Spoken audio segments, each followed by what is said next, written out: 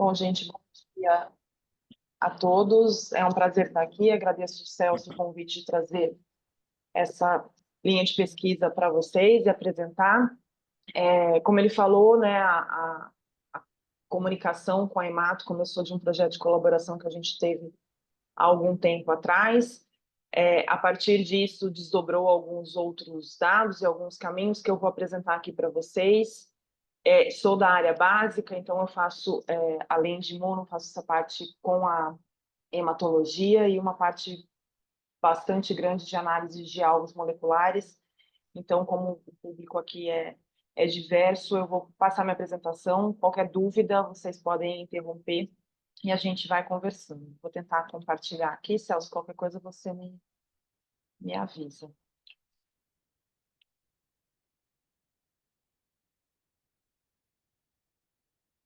Aí eu acho que eu perco a visão de vocês, né?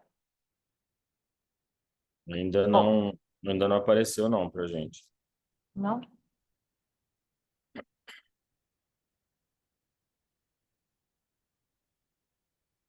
Agora só falta pôr em modo apresentação. Uhum. Aí, Isso, agora acho que foi, né? Tá carregando. tá carregando. Aí, agora sim. Bom, então tá bom. O enfoque da minha linha de pesquisa é ontogenias de linfócitos, principalmente linfócitos B e as leucemias que estão relacionadas a esses linfócitos. Na apresentação de hoje, eu vou focar no que tem sido a maior parte da minha linha de pesquisa, que é o estudo das células B1. Então, trazendo uma visão do que são essas células na ontogenia do camundongo, a gente tem a hematopoese, né, que vocês conhecem, na vida adulta a partir de precursores que estão na medula óssea, e na vida fetal a partir de precursores que estão principalmente no fígado fetal. Dessas células se origina uma célula que vem antes das células B convencionais, que a gente conhece, com resposta antígeno específico através do BCR. Surgiu uma população de células que é chamada de B1 justamente por aparecer antes da ontogenia. E essa célula se mantém na vida adulta por um precursor que vai para a medula óssea, mas ela também se mantém de uma população que aparece desde a vida fetal e reconstitui o camundongo e vai se mantendo por autorrenovação. Essa célula chamou bastante atenção por características que são distintas da B convencional, tanto da resposta a antígenos, quanto também uma característica de não ter apenas marcadores da linhagem B, mas também aparecer características de outras linhagens, como a linhagem mieloide, mostrando uma ancestralidade e uma dificuldade de definição do perfil. Nesse potencial que é linfomieloide da célula, foi onde eu fiz meu doutorado e meu pós-doutorado, e aí surgiu o interesse de estudar a relação dessas células com a leucemia linfocítica crônica. Isso porque, como eu estou mostrando aqui, os primeiros artigos que trouxeram a descrição dessa célula estavam relacionando com a leucemia linfocítica crônica, principalmente pela expressão do CD5.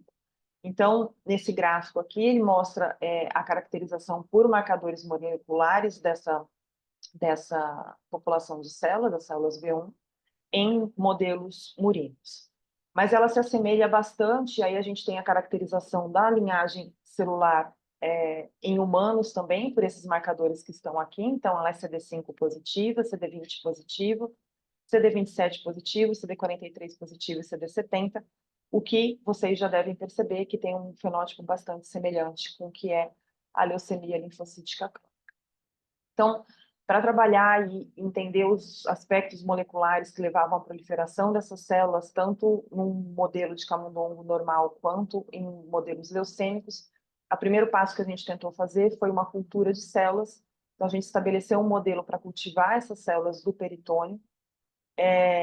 No camundongo, o peritônio é o lugar onde tem a maior quantidade dessas células, diferente do que acontece em humano, que essas células estão circulantes em pequeno número. Então, essas células eram cultivadas do lavado peritoneal e apareciam essas células pequenas, como mostrado nessa imagem aqui, proliferando, e essas células aqui poderiam ser recultivadas. Quando essas culturas eram feitas a partir de camundongos, que é esse modelo New Zealand aqui, que é o camundongo que espontaneamente desenvolve um fenótipo parecido com a leucemia, essas células tinham uma capacidade proliferativa maior. Então, a partir daí, o que eu fui fazer, e esse é o primeiro trabalho relacionado a esse perfil dela de leucemia, eu fui caracterizar a viabilidade, a resistência dessas células in vitro, e o que a gente observou e publicou nesse artigo aqui foi que essas células, elas sobreviviam à irradiação, enquanto linfócitos B normais e uma população à parte dessas células B1 eram mortas, eliminadas por irradiação, a gente tinha uma pequena população de células B1 que eram sobreviventes, como eu mostro aqui, após o tratamento com radiação gama. Essas células, além de sobreviverem à radiação, elas se mantinham por longo tempo em cultura, então por mais de 15 dias, sem adição de nenhum fator, a gente tinha a manutenção dessas células. E o mais interessante foi notar que, além de resistir à morte celular, essas células tinham uma capacidade grande de proliferação. Então, a gente começou a olhar essas células, a aparência dessas células, a gente viu um fenótipo bastante distinto, mas o que trouxe o nosso olhar com atenção foi que tinham algumas características que eram bem parecidas com células que apareciam na leucemia linfocítica crônica, como vocês podem ver aqui. Então, aqui em A, eu tenho uma célula sem sofrer o efeito da radiação, e aqui células que apareciam na cultura após esse período de 15 dias, após a irradiação. Então, células que tinham esse núcleo bilobado e essas células aqui que pareciam aquele smear de céus que aparece e é comum de se ver nas lâminas de leucemia. Bom, a partir daí a gente foi estudar, então, as características dessa célula e transferir essas células para um modelo animal. E aí, para nossa surpresa, a gente viu que essas células, depois da irradiação, elas tinham diminuição do microRNA 15A e 16 e aumento de BCL2.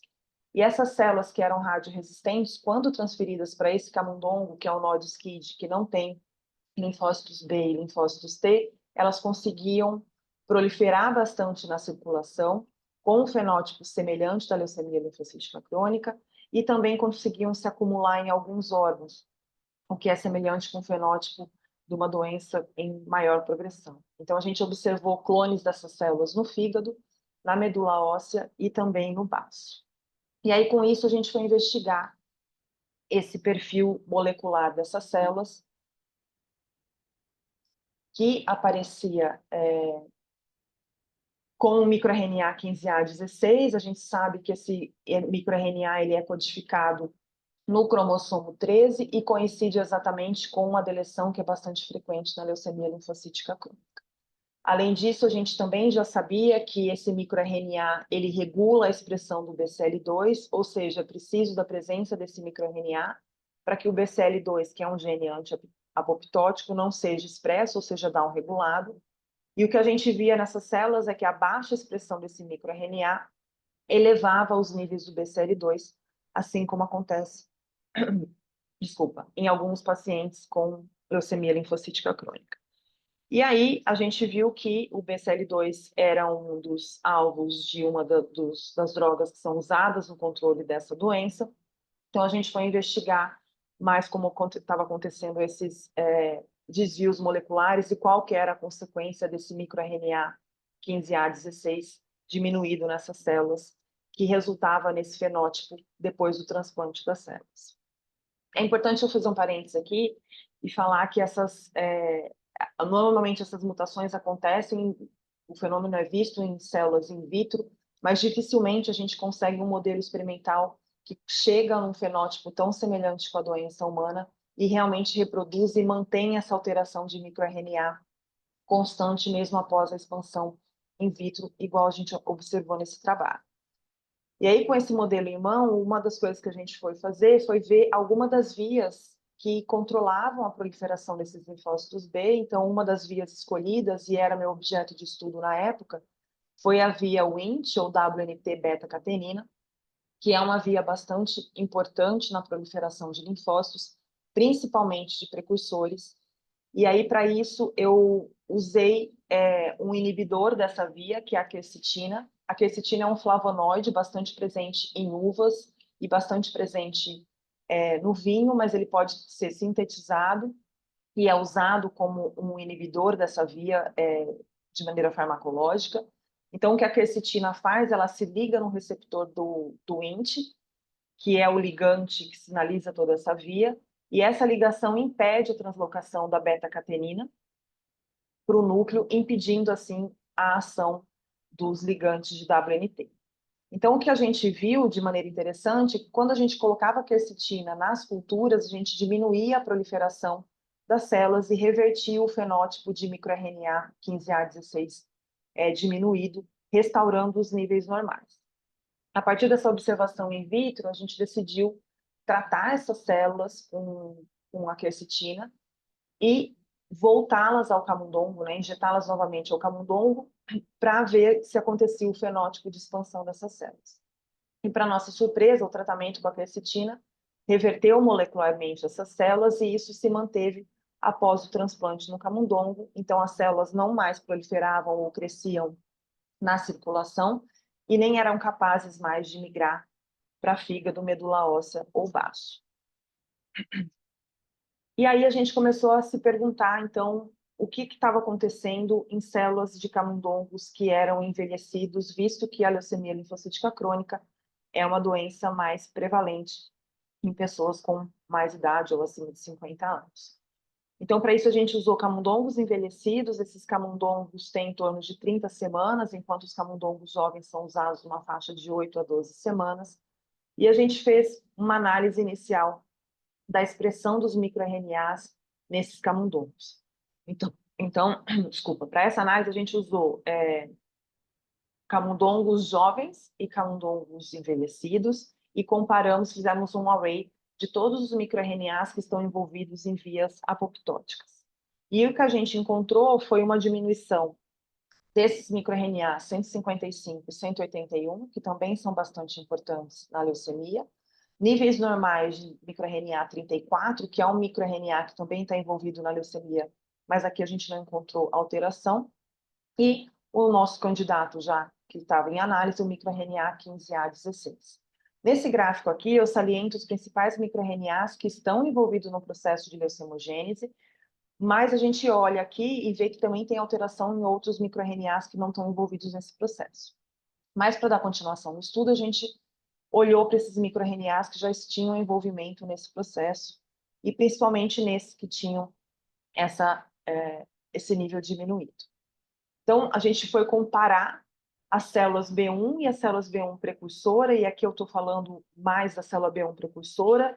Isso é uma pergunta que a gente também tem em aberto ainda, se esse fenótipo da leucemia linfocítica crônica ocorre apenas a partir de células B1 que são maduras, ou ocorre a partir de uma célula precursora, e isso talvez possa ter um impacto nos fenótipos que aparecem nos pacientes de gene de imunoglobulina mutado ou não mutado. Isso é uma discussão que a gente pode depois fazer lá na frente, mas é uma pergunta que o laboratório tem. Se é a célula precursora que já traz essas mutações, ou se é uma mutação que ocorre na célula madura, ou origina das duas, e é o que os nossos dados, pelo menos os dados experimentais, têm mostrado para a gente, trazendo uma perspectiva de fenótipos diferentes e respostas farmacológicas diferentes.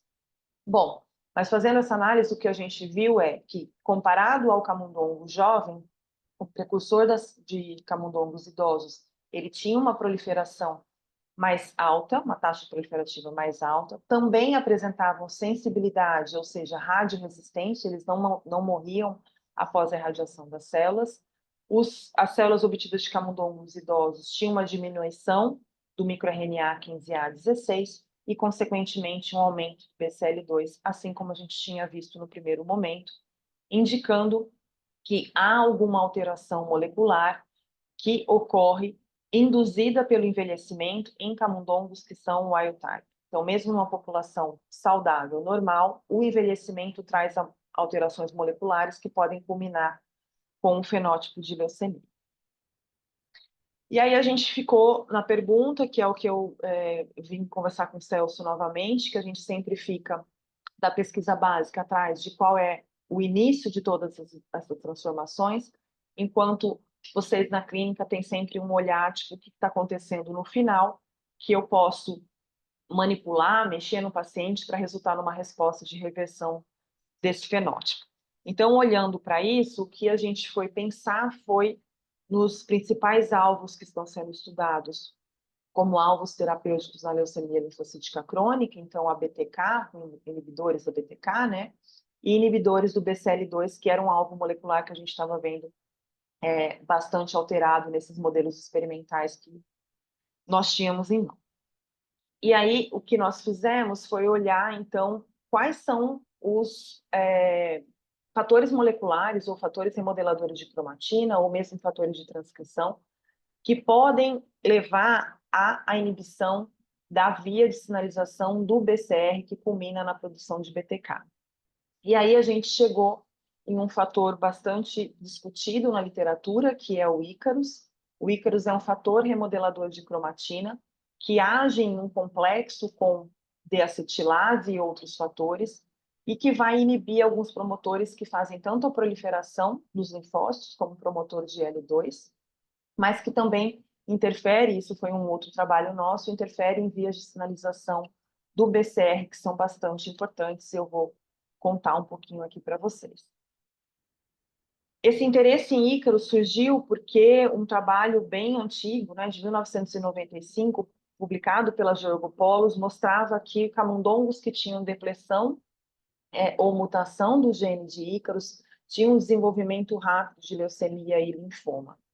Então, ela viu nesse modelo que esses camundongos apresentavam aumento de linfonodo, esplenomegalia, e também um aumento considerável no timo, em camundongos mais jovens.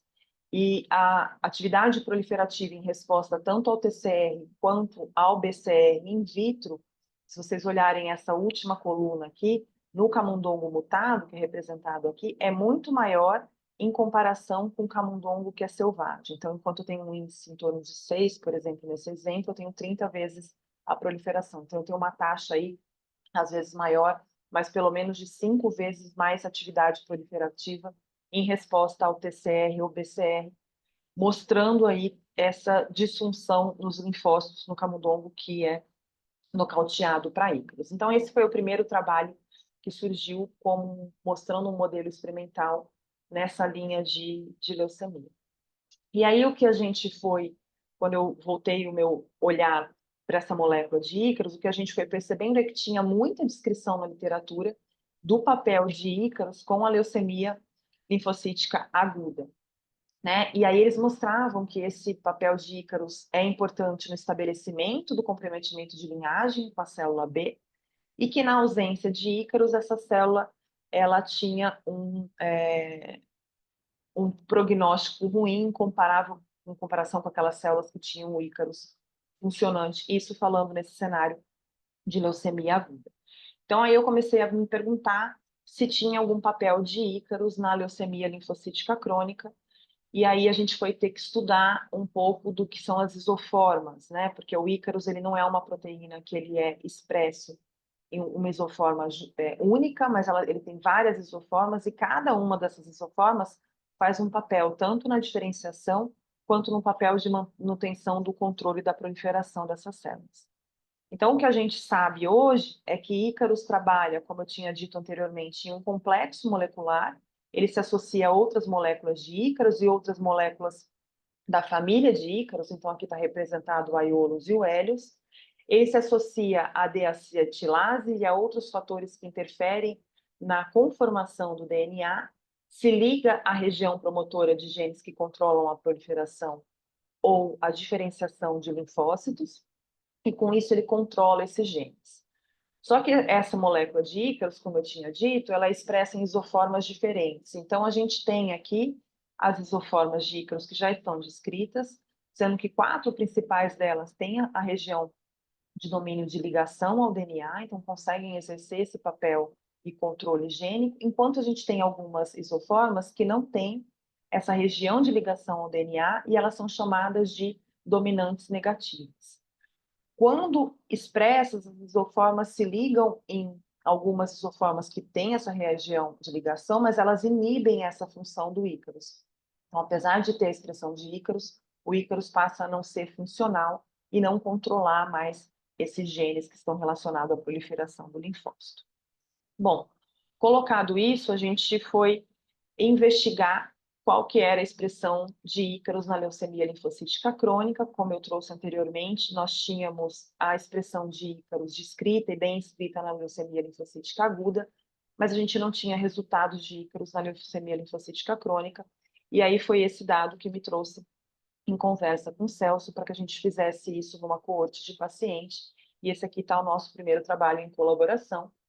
E foi bastante interessante porque nós vimos, como vocês podem observar aqui, que nas células de doadores saudáveis, ícaros está bastante expresso e localizado no núcleo dessas células, o que significa, e depois a gente fez outras contraprovas, que esse ícaro está funcional, então controlando aí a proliferação desse linfócito B, mas que nas células de pacientes com LLC, o ícaros, apesar de ser expresso, ele não estava mais localizado no núcleo. Então, aqui, comparativamente, a gente pode ver o núcleo em azul, marcado com DAP, o ícaro, sim, sendo expresso, mas com uma localização no citoplasma. Isso nos chamou bastante atenção, porque nós analisamos 60 pacientes que ainda não tinham sido submetidos ao tratamento, mas tinham diagnóstico confirmado de LLC, e em todos esses pacientes, o ícaros aparecia dessa forma, expresso de uma maneira, uma localização não normal, né, no citoplasma, o que indicava a não funcionalidade dessa molécula.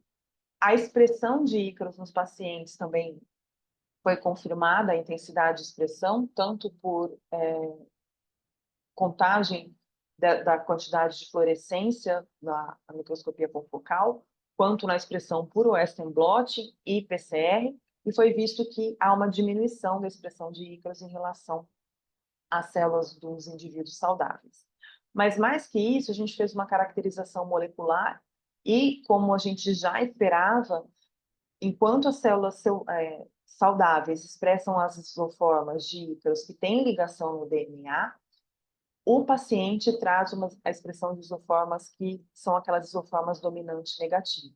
Então, além de expressar pouca quantidade de ícaros, ele expressa isoformas que fazem com que esse ícaros não fique eficiente e atuante no núcleo. Bom, com isso tudo... isso aqui também é importante falar. A gente fez, né, nessa coorte de pacientes, então aqui eu trago para vocês as principais deleções e alterações que foram vistas pelo FISH desses pacientes. A gente tentou fazer uma relação de ícaros com o prognóstico da doença, ou algumas dessas mutações, e aqui em B eu mostro que tanto os indivíduos que tinham o IGHV mutado ou não mutado tinham a mesma expressão de ícaros, todos eles mais baixos que os indivíduos saudáveis, mas não tinha diferença entre essas duas populações, e também não tinha diferença entre as populações conforme o que foi diagnosticado de deleção pelo FISH. Num primeiro momento, eu lembro que o Celso e eu, em conversa, a gente ficou um pouco desapontado, porque a gente achava que o ícaros poderia sugerir alguma coisa que poderia trazer algum valor prognóstico, mas eu vou continuar contando a história aqui para vocês, e eu acho que esse resultado pode contribuir com o que a gente está propondo agora para continuar a investigação. E aí, com isso em mão, como eu disse para vocês, a gente sempre está atrás, então, o que acontece de alteração molecular para justificar esse fenótipo, eu fui buscar modelos experimentais para que a gente conseguisse investigar como estava a ativação dessa célula B e a sinalização por BCR. Então, o que eu fiz foi induzir o silenciamento dessa molécula de ícaros em células B1 de camundongos saudáveis por meio de transfecção com RNA de interferência. E o que eu tenho mostrado aqui é que o ícaros, com o tratamento, o ícaros realmente é abolido, então a gente depleta a expressão de ícaros nessas células. E com esse tratamento, o que a gente conseguiu mostrar foi que a expressão, a ausência de ícaros levava a um aumento dessa proteína, que é o LIN. Então, eu trago aqui só para a gente recordar a sinalização da via do BCR, onde é bastante importante a expressão do CD19, né, que também é aumentada nessas células que são tratadas com a depleção de ícaros. E, após a sinalização, LIN é uma proteína importante porque ela vai fosforilar a cauda desses resíduos aqui, levando à ativação e levando à produção de BTK e ativação via BCR. Então, quando eu depleto o Ícaros nessas células, Lin aumenta bastante, BLNK, que é o Blink, né, também aumenta bastante, e, de maneira interessante, a expressão desse gene, que é o que transcreve a proteína SHP1, está bastante reduzida ou não foi nem detectada, mostrando para a gente o seguinte cenário. Na depressão de Ícaros, eu tenho aumento de todas as moléculas que estão envolvidas em ativar essa via e tenho redução da fosfatase que faz o controle dessa ativação, justificando o porquê, na ausência de Ícaros, eu tenho aumento da sinalização e aumento da proliferação. Bom, e aí, então, só para sumarizar o que tem nesse trabalho, o que a gente chegou do cenário final foi que, em condições normais, na presença de um antígeno, a gente tem a sinalização via BCR, com um aumento de Lin, mas um controle pelo chip, né, que é a fosfatase. O Ícaros faz parte desse controle porque ele interage com essas moléculas e controla a expressão dos genes que levam à transdução dessa molécula, levando a um controle da proliferação. Numa condição que a gente chamou de CLL-like, a gente vê que, tanto na presença ou ausência de um antígeno, essa célula se mantém em proliferação ativa, porque ela tem um aumento expressivo de Lin, em conjunto com o CD19, que faz a sinalização do BCR ficar ativa, inibição da expressão da fosfatase, que tem o controle disso, e o Ícaros ausente de todo esse controle, porque o Ícaros está não funcional e localizado no citoplasma. E aí a gente, depois de fazer essa caracterização molecular, partiu por um estudo de uma linhagem celular de LLC, que é a MEC1. A MEC é uma linhagem que ela é derivada de um paciente com LLC. Então, a gente tentou estabelecer algumas culturas a partir de amostras de paciente, até que a gente chegou nessa linhagem. Ela tem um porém para esse modelo de controle de Ícaros nos microRNAs e de acetilase, porque esse paciente tem LLC, mas ele tinha uma infecção por EBV, e o EBV interfere bastante na expressão de Ícaros, mas mesmo assim ela serviu para confirmar os nossos resultados. Então, a gente também mostrou que na MEC, né, o que vocês veem aqui é essa célula da MEC, um zoom aqui na cultura. A gente também tem Ícaros não localizado no núcleo, mas um Ícaros mais no citoplasma, ainda com interação com a HDAC. Nessas células, a gente repete o modelo que a gente tinha visto antes nos modelos experimentais e nas células de pacientes com redução do microRNA 15A16. E também essas células expressam menos Ícaros em relação ao controle. Então, a gente viu que, tanto em pacientes quanto nos modelos experimentais, a gente tinha uma redução no microRNA 15A16 e outros microRNAs. Então, a gente se perguntou, e nesse modelo onde a gente induz o silenciamento de Ícaros, será que é o Ícaros que está levando à redução desses microRNAs? E aí, nessa análise, a gente observou que a gente tinha redução de outros 2 microRNAs, que são bastante importantes também nesse processo de leucemogênese, o microRNA 29 e o 145. E mais interessante, a gente viu que a quantidade de células, né, que aumentava a viabilidade nesse modelo onde o Ícaros estava ausente, quando a gente restaurava a expressão ou do microRNA 29 ou do microRNA 145, essas células voltavam a ficar com a viabilidade normal. Ou seja, não permanecer tanto tempo vivas em culturas e também não sobreviver à irradiação. E de maneira interessante, o que a gente viu é que quando a gente resgata a expressão desses 2 outros microRNAs, a gente volta a controlar os níveis de BCL2, reduzindo também a relação BCL2-Bax.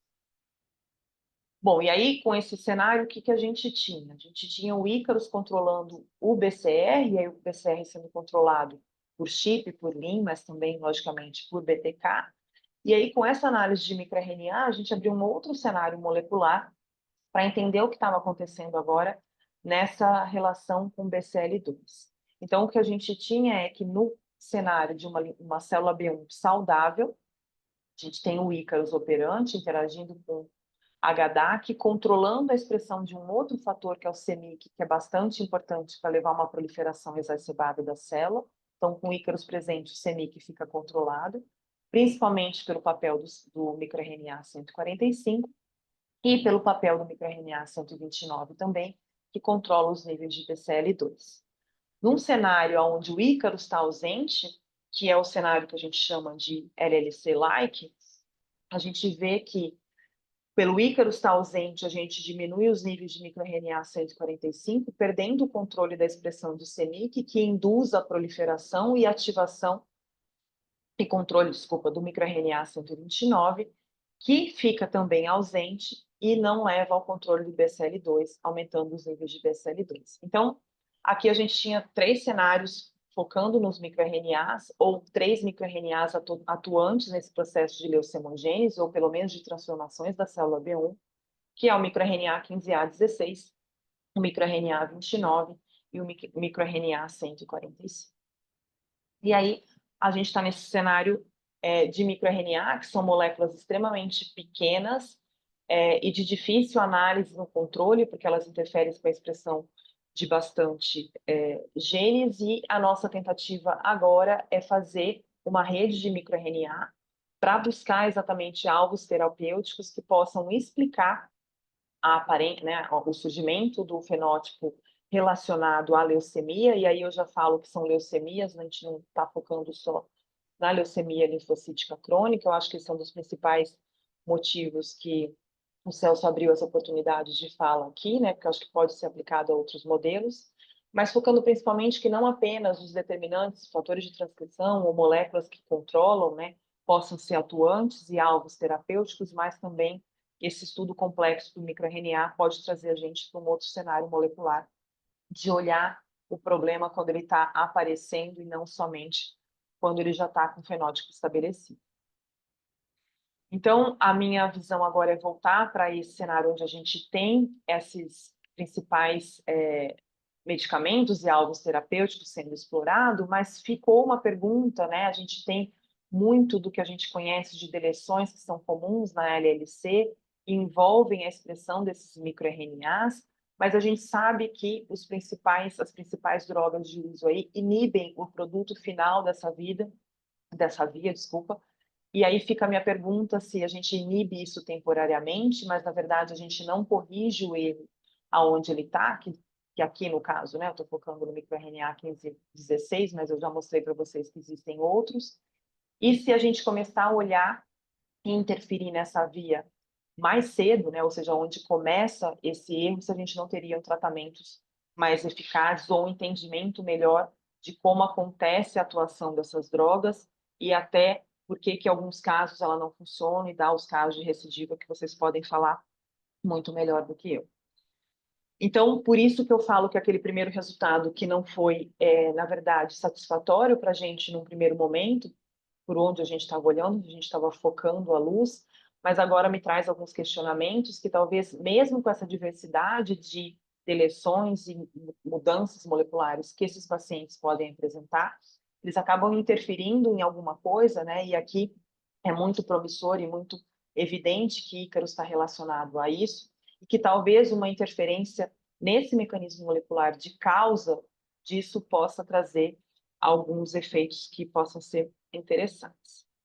Então, a minha pergunta agora, e a proposta que a gente está fazendo nesse regular, que eu estou em fase de submissão à FAPESP, no qual o Celso é colaborador, investigar passo a passo dessas mudanças que podem acontecer na célula durante o processo de leucemogênese, e não mais só no início ou no final, que é onde a gente consegue trazer ou olhar para o paciente. Então, é entender o cenário de microRNA, a interferência de Ícaros nessa expressão ao longo dessa transformação.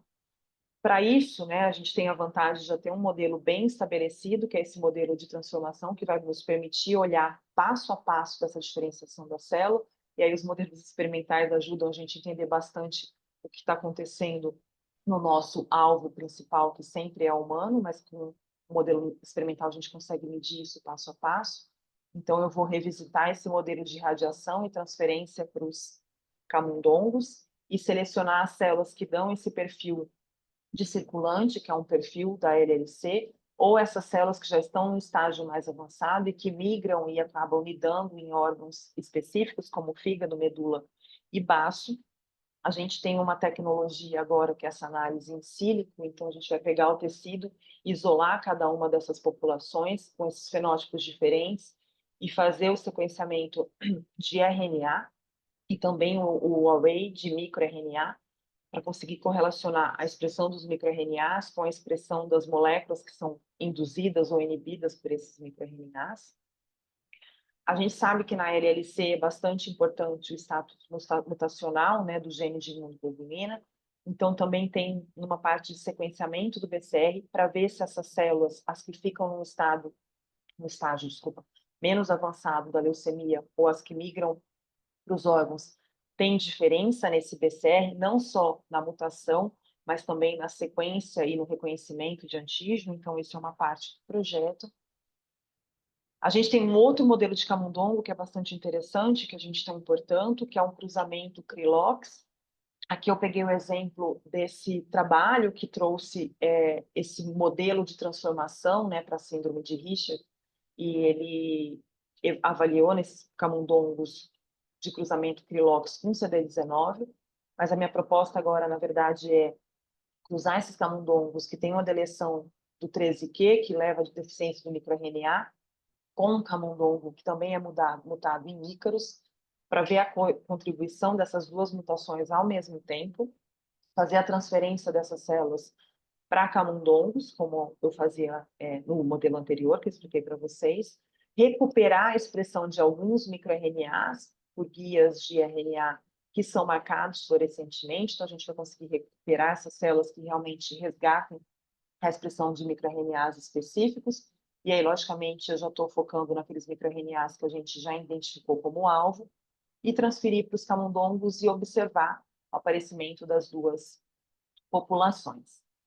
E aí, a gente vai fazer a análise da mesma forma que eu falei anteriormente, vai fazer uma análise in silico a partir dos sequenciamentos de RNA e do array de microRNA. Bom, e aí vem a parte que a gente pretende fazer em colaboração, que é a parte de humano, né, olhando todo esse aspecto. A gente já tem em desenvolvimento no laboratório um trabalho que é a correlação do perfil linfocitário e inflamatório com padrão sono-vigília. A gente sabe que o estresse e o sono, ou a ausência de sono, é um fator estressante bastante importante. A gente sabe que isso altera níveis de cortisol, e o cortisol mexe com a expressão de Ícaros. Então, é um projeto de mestrado que está sendo desenvolvido no laboratório para avaliar esse perfil linfocitário e a tendência a um perfil linfocitário com aumento de linfócitos em relação a distúrbios do padrão sono-vigília. Isso já está sendo feito com o pessoal do Epsono. A gente tem um outro trabalho, que é um trabalho de iniciação científica feito no laboratório, vendo um outro fator de estresse ou um fator de saúde, que é o exercício físico crônico por indivíduos idosos, e a gente está olhando o perfil de linfócitos B também. E a gente tem esse projeto que está sendo submetido para a FAPESP, onde a gente pretende olhar nas células de paciente com LLC todos esses fenômenos que eu mostrei anteriormente. Então, o que a gente pretende fazer é coletar as células desses pacientes, primeiramente, né, fazer um array e identificar os microRNAs, que isso não foi feito, principalmente na nossa coorte aqui. Então, identificar os microRNAs e todas essas alterações que a gente já analisou nos camundongos, ver se isso replica na pesquisa translacional. A outra parte seria coletar essas células e transferir para camundongos que são humanizados e ver a colonização tanto na periferia, no centro periférico, como também a colonização em órgãos, e fazer a mesma caracterização que a gente vai fazer nos modelos animais, e também cultivar essas células e submeter essas células a diferentes tratamentos. A gente está pensando inicialmente nos dois principais alvos, então inibidor de BTK e inibidor de BCL2, para ver se essa interferência medicamentosa também interfere com o padrão de microRNA, revertendo aí o fenótipo das células.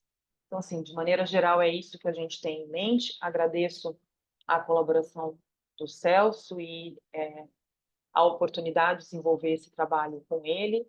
E queria agradecer ao pessoal do meu grupo, né, aos meus estudantes. Queria agradecer também a colaboração dos professores que estão envolvidos nessa linha de pesquisa ao longo do tempo, ao professor Alexandre Keller, ao professor Sérgio Schenkman, ao João Bosco e ao próprio Celso.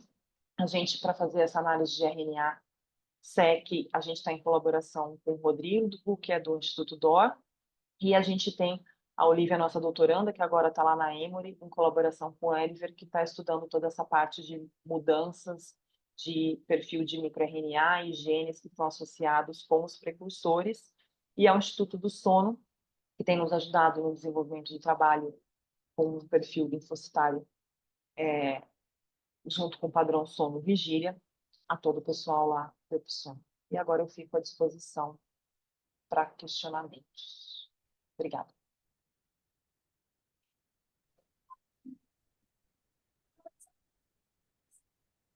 Obrigado, Ana, foi ótimo, acho que foi bem completo e parabéns pelo todo o seu trabalho, a sua linha de pesquisa e acho que como eu falei no começo, tem super a ver com tudo que a gente faz em Hemato, né? Então acho que tem bastante pontos aí para discutir.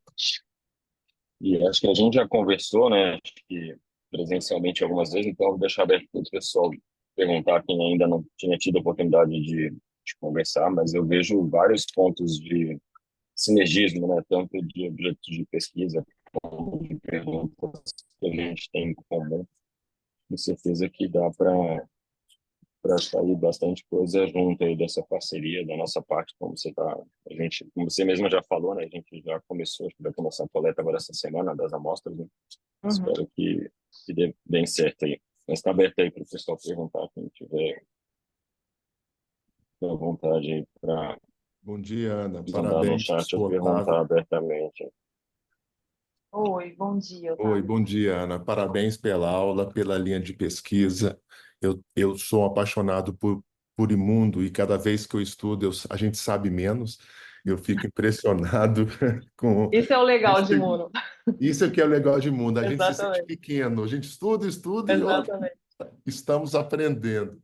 Eu mexo muito com linfoma, como o Celso, doenças linfoproliferativas. Mas a minha pergunta não vai ser de algum linfoma específico. Essas células B1, elas têm características, aí é porque eu tenho estudado muito microbiota, viu? Aí eu estou com esse viés de microbiota, de prognóstico, etc. Elas têm alguma coisa a ver com aquelas innate lymphoid cells ou não? Eu não Essa é uma, sei, realmente é uma essa é dúvida. uma pergunta que não quer calar para nós imunologistas. Olha, fiquei até feliz com a minha É, dúvida, então, é, viu? ela tem alguma coisa a ver, sim, porque é exatamente esse perfil que eu falei lá no começo, né? Que foi onde eu foquei meu doutorado, meu pós-doc. Ela tem um perfil de B, né? E a gente fala por que ela é chamada de B, uma célula da resposta imune adaptativa, porque ela faz o rearranjo do gene de imunoglobulina. Então, ela expressa algo que é uma aquisição, né, específica de um linfócito, mas ela tem um comportamento como uma célula de resposta imune inata, inclusive com o tipo de antígeno que ela reconhece. Então, tem muita coisa a ver de resposta de B1 com microbiota, já que é a tua área, o que você está interessado, muita coisa a ver, e ela é modulada de uma maneira muito interessante por microbiomas diferentes. Assim. Então, E certamente, desculpe interromper, Ana, o exercício físico e o sono impacta nisso, porque também sim, impacta na microbiota. Eu estou pensando de uma maneira sim, geral, é mais sim. pelo viés do último, igual aquele quando se fala, eu estou escravo do último livro, eu estou escravo do último artigo que eu li. É. Não, sim, sem dúvida. A gente surgiu com isso, na verdade, eu falo que os estudantes que acabam modulando, né, a nossa via, porque aí veio o Fábio para fazer enfermeiro, vendo fazer trabalho de mestrado, eu tentei encaixar, e a gente tinha essa colaboração com o Epson, e uma pergunta que a gente tinha aqui, porque a gente sabe que interfere em microbiota, então a gente tem outros projetos com outros docentes aqui que vê respostas de vacina interferindo nisso, então a gente falou, e o sono? Então foi a pergunta que ele trouxe, a gente está tentando, finalizando o mestrado dele aí para resolver isso. A Beatriz, que até está na reunião também, o Fábio também acho que está, e aí ela veio com a outra pergunta, Ana, quero trabalhar com imuno e exercício físico. Eu falei, nossa, como que a gente vai fazer? E aí a gente topou esse desafio. Para nossa alegria, ambos já estão, né? O Fábio está terminando o mestrado, a Beatriz começou agora a iniciação, mas a gente já tem a coleta de amostras, então a gente vai E investigar. tudo por imunofenotipagem, essa da Beatriz, da sua aluna. No início, sim, tá. No Tá, início, é imunofenotipagem, citometria pesada, e ela vai chegar a fazer os painéis de microRNA, né? Mas são perfeito. coisas que a gente já abriu, assim, né? Em ambos, né? Legal. O que está interferindo de microbiota, o que está interferindo no eixo relacionado com estresse mesmo, então o cortisol, a gente sabe que interfere, então tem mil Perfeito. perguntas aí em aberto. Olha, nós vamos voltar a conversar. Um prazer conhecê-la. Estou à Obrigado, viu? disposição. Obrigada. Obrigado.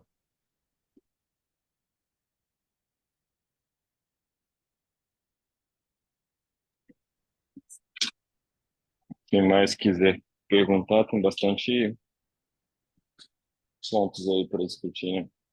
Vocês É que sabem mais? é o que o Otávio falou, imuno também assusta, né? Porque eu devo ter metralhado Assusta. um monte de molécula e fica um O pouco. pessoal fica com vergonha, né, de perguntar também. É, gente, mas fica à vontade, ou se depois também quiser entrar em contato, acho que eu posso colocar de novo meu e-mail aqui. Que às vezes depois, como ele falou, a gente se apaixona pelo último artigo, ficam, né, as perguntinhas na cabeça, depois vão caindo. Vou escrever meu e-mail aqui. E aí, jogando uma ideia, desculpa se alguém iria falar e eu interrompi na hora.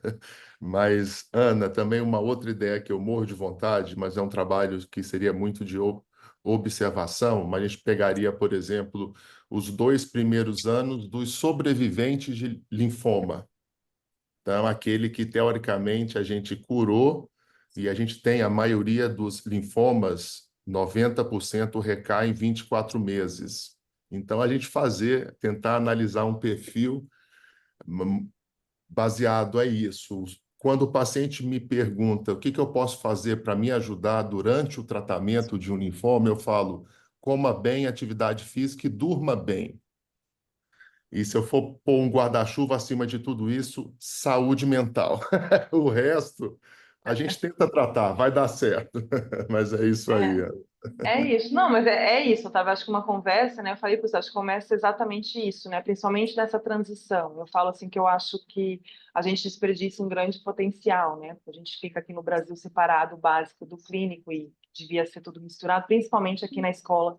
E na verdade a gente está tudo junto, né? A gente está todos embaixo do mesmo guarda-chuva, em cima do mesmo barco. Então, estou à disposição. Eu acho que, assim como eu falei do projeto do Fábio, da Beatriz, começou com uma pergunta, né, deles e o que a gente vai fazer, e ainda é observacional. O que a gente está conseguindo fazer é fenótipo, e eu acho que as perguntas começam assim. A gente dá uma olhada em geral e depois vai aprofundando. Funda, já vai aprofundando mais, é isso aí. Exatamente. Parabéns novamente. Obrigada. Viu?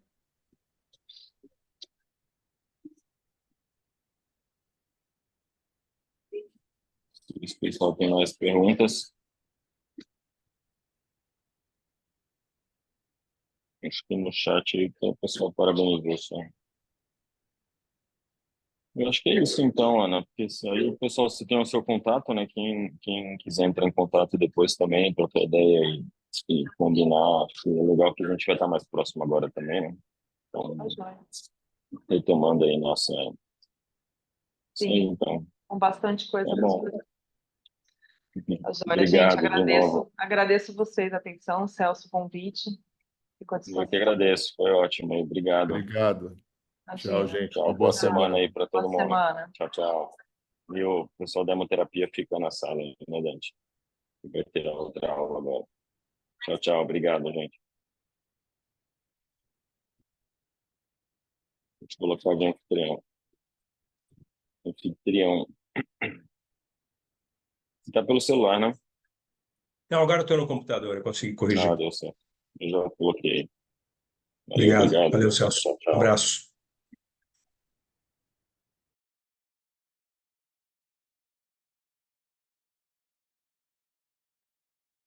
Bom, o Pedro tá aí? Bom dia, professor, tudo bem? Tô sim. Peraí, tô Bom aparecendo. dia, tudo bem? Bom dia, gente. Bom dia a todo mundo. Aí, Pedro, depois dessa aula aí, você vai ter que se superar ainda. Que difícil, hein? Bater. Vai ser difícil. Ah, podemos começar, professor? Só um minutinho. Bom, então, vamos continuar aqui com a hemoterapia. E o Pedro hoje vai falar um pouco, vamos discutir um pouco, baseado inclusive num paciente, como a gente tem tentado fazer, discutir um pouco essa situação chamada reação transfusional hemolítica tardia.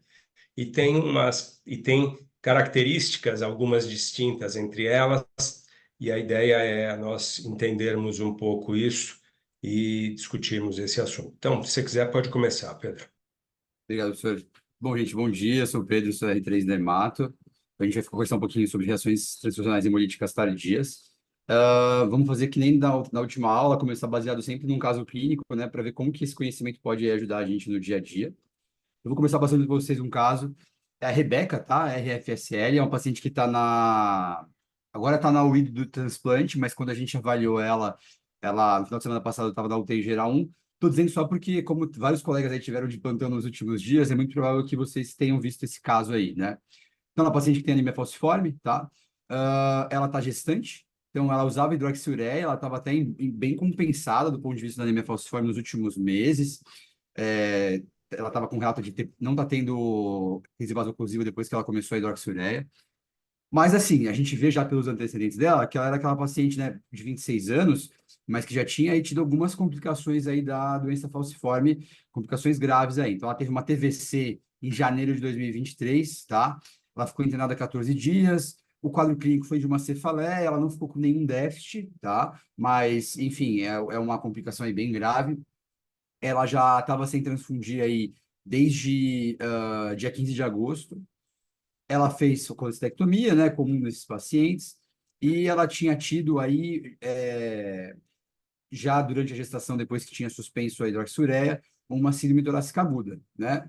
Então, você vê que depois que saiu a hidroxiureia, ela começou já a ter bastante complicação, e também nessa ocasião foi diagnosticado um TEP, tá? PESE 3. Então, só assim, sumarizando, então, uma paciente falcêmica que estava bem compensada com hidroxiureia e que depois que tirou teve aí uma STA e um TEP e que de antecedente aí mais relevante é uma atrás de uma TVC. Beleza? Sobre a gestação dela e olhando ela agora, né, para a gente entender um pouco mais o que vai acontecer com essa paciente aqui nessa internação. Mas já vem aí um background bem complicado, né? O paciente tem uma gestação utópica, feto único, unidade gestacional de 25 semanas, tá? Provavelmente devido a essa anticoagulação, ela tinha aí um hematoma placentário volumoso, então já até tinha sido conversado com a paciente sobre risco de perda fetal, tinha toda uma grande discussão de manter ou não manter a anticoagulação plena. Então, assim, realmente era uma paciente que estava bem com essa complicação gestacional, uma gestação de bastante risco, né? E ainda está. Bom, além de tudo isso, né, desse contexto todo, a paciente fez uma sepse de foco abdominal. Então, ela chegou com um quadro realmente de sepse, disfunção orgânica, no contexto de falciforme também, uma queda de HB, provavelmente falcizando, aumento de marcador inflamatório, e chamava a atenção que ela tinha uma bilirrubina direta, estourada, né, e tinha ictérica, e tinha um quadro aí de uma colangite aguda, tá? Ela foi internada, então, já diretamente na UTI no dia 9 de setembro, então, um caso recente, só para vocês entenderem aí o desenrolar desse caso. Como ela estava grave e tinha feito antibiótico recente, o pessoal fez aí uma cobertura antimicrobiana bem ampla para ela, já, né, para gram positivo e gram negativo. E ela realmente ficou com uma colangite aguda. Por quê? Claro, né, a gente olhando essa paciente com essa gravidade toda, com queda de HB, com aumento de bilirrubina direta, seria natural que a gente pensasse, poxa vida, será que... E essa paciente já é colecistectomizada, né? Poxa vida, será que isso aqui é um sequestro hepático? Poxa vida, será que isso aqui é uma colestase intraempática da anemia falciforme? Mas nos exames de imagem, tá, a gente via dilatação de vias biliares, de grandes vias, né? Então, realmente, ficou como uma colangite por uma calculosa aí, tá? Ela foi submetida no dia 10, né? Então, quase num contexto aí de urgência, que ela tinha chegado no dia 9 à noite, a uma drenagem e prótese por CPRE, e isso foi revisto 48 horas depois, porque chegou a cair um pouco a bilirrubina, mas não melhorou tão bem, mantinha dilatação, o dedo não estava funcionando tão bem, o pessoal acabou reabordando. E aí, depois disso, ela evolui positivamente no contexto de bilirrubina e colangite, quando a gente abre esse foco fechado.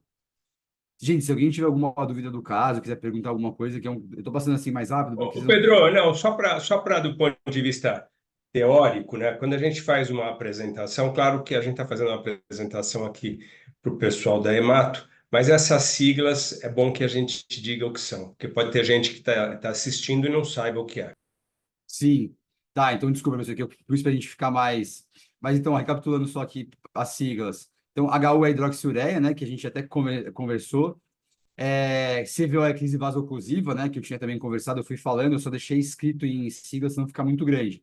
TVC é trombose venosa cerebral, IH é internação hospitalar, né, que foi o que a gente conversou, a paciente ficou internada, Emibanimirim é o nome do hospital mesmo que ela estava internada, TEP, né, tromboembolismo pulmonar, aqui é o score de gravidade, né, que a gente usa, que é o PESE, opa, desculpa, aqui é a parte da gineco. Esse aqui eu confesso que nem eu sabia direito, mas eu copiei do prontuário da gineco, que é gestação tópica, feto único vivo, idade gestacional de 25 semanas, que nada mais é do que uma gestação normal aí, né? Assim, do ponto de vista de aspecto ultrassonográfico fetal, apesar dela ter, na verdade, o tamanho do feto está diminuindo, o que é esperado, né? Aí aqui a gente tem DUTI, é o dia de internação na UTI, né? Vancomicina, meropenem, aqui os antibióticos, aqui PO são os pós-operatórios, e CPRE, eu acabei não especificando, é a colangiopancreatografia retrógrada endoscópia. É um exame, né, que a gente entra com um endoscópio, como se fosse uma endoscopia digestiva alta, e aí a gente acessa a via biliar por dentro de onde desemboca no duodeno, e a gente sobe de maneira retrógrada, né, por isso que o nome é retrógrado no exame, e aí a gente faz uma pinta com contraste isso, e eventualmente faz desobstruções. É um exame que está bem aí, assim, é a primeira linha quando eu tenho um paciente que tem, por exemplo, uma coledocolitíase, que está, às vezes, até fazendo uma pancreatite biliar, para eu desobstruir esse paciente, para eu tirar cálculo da via biliar, só um adendo que vale a pena que aí tem uma alta taxa de complicação de pancreatite. Então, o fato de eu entrar nessa via biliar e injetar contraste de maneira retrógrada, muitas vezes isso vai parar lá no pâncreas e faz aí uma pancreatite. Então, só para vocês saberem que é um efeito colateral que a gente fica preocupado aí nesse exame. Fala, professor. Obrigado, Pedro. Não, eu só fiz essa colocação, porque quando a gente faz uma apresentação, numa aula, no congresso, é bom que a gente não use sigla, que a gente diga o que é. Só para você se habituando, imagino que você saiba, mas para Não, todos pode aqui se deixar. habituarem. A próxima apresentação eu vou fazer sem sigla, professor, desculpa. Não, mas é isso. Quando a gente fala para um público, por exemplo, você está dando aula num congresso, você tem que dizer, claro, as mais óbvias não, mas, por exemplo, essa colangiopancreatectomia, pancreato retrógrada aí que Difícil você de falou. falar. Eu gosto de pôr a sigla porque eu não consigo falar direito o nome, então a sigla dá uma facilidade. Então, vale, Tá bom. obrigado.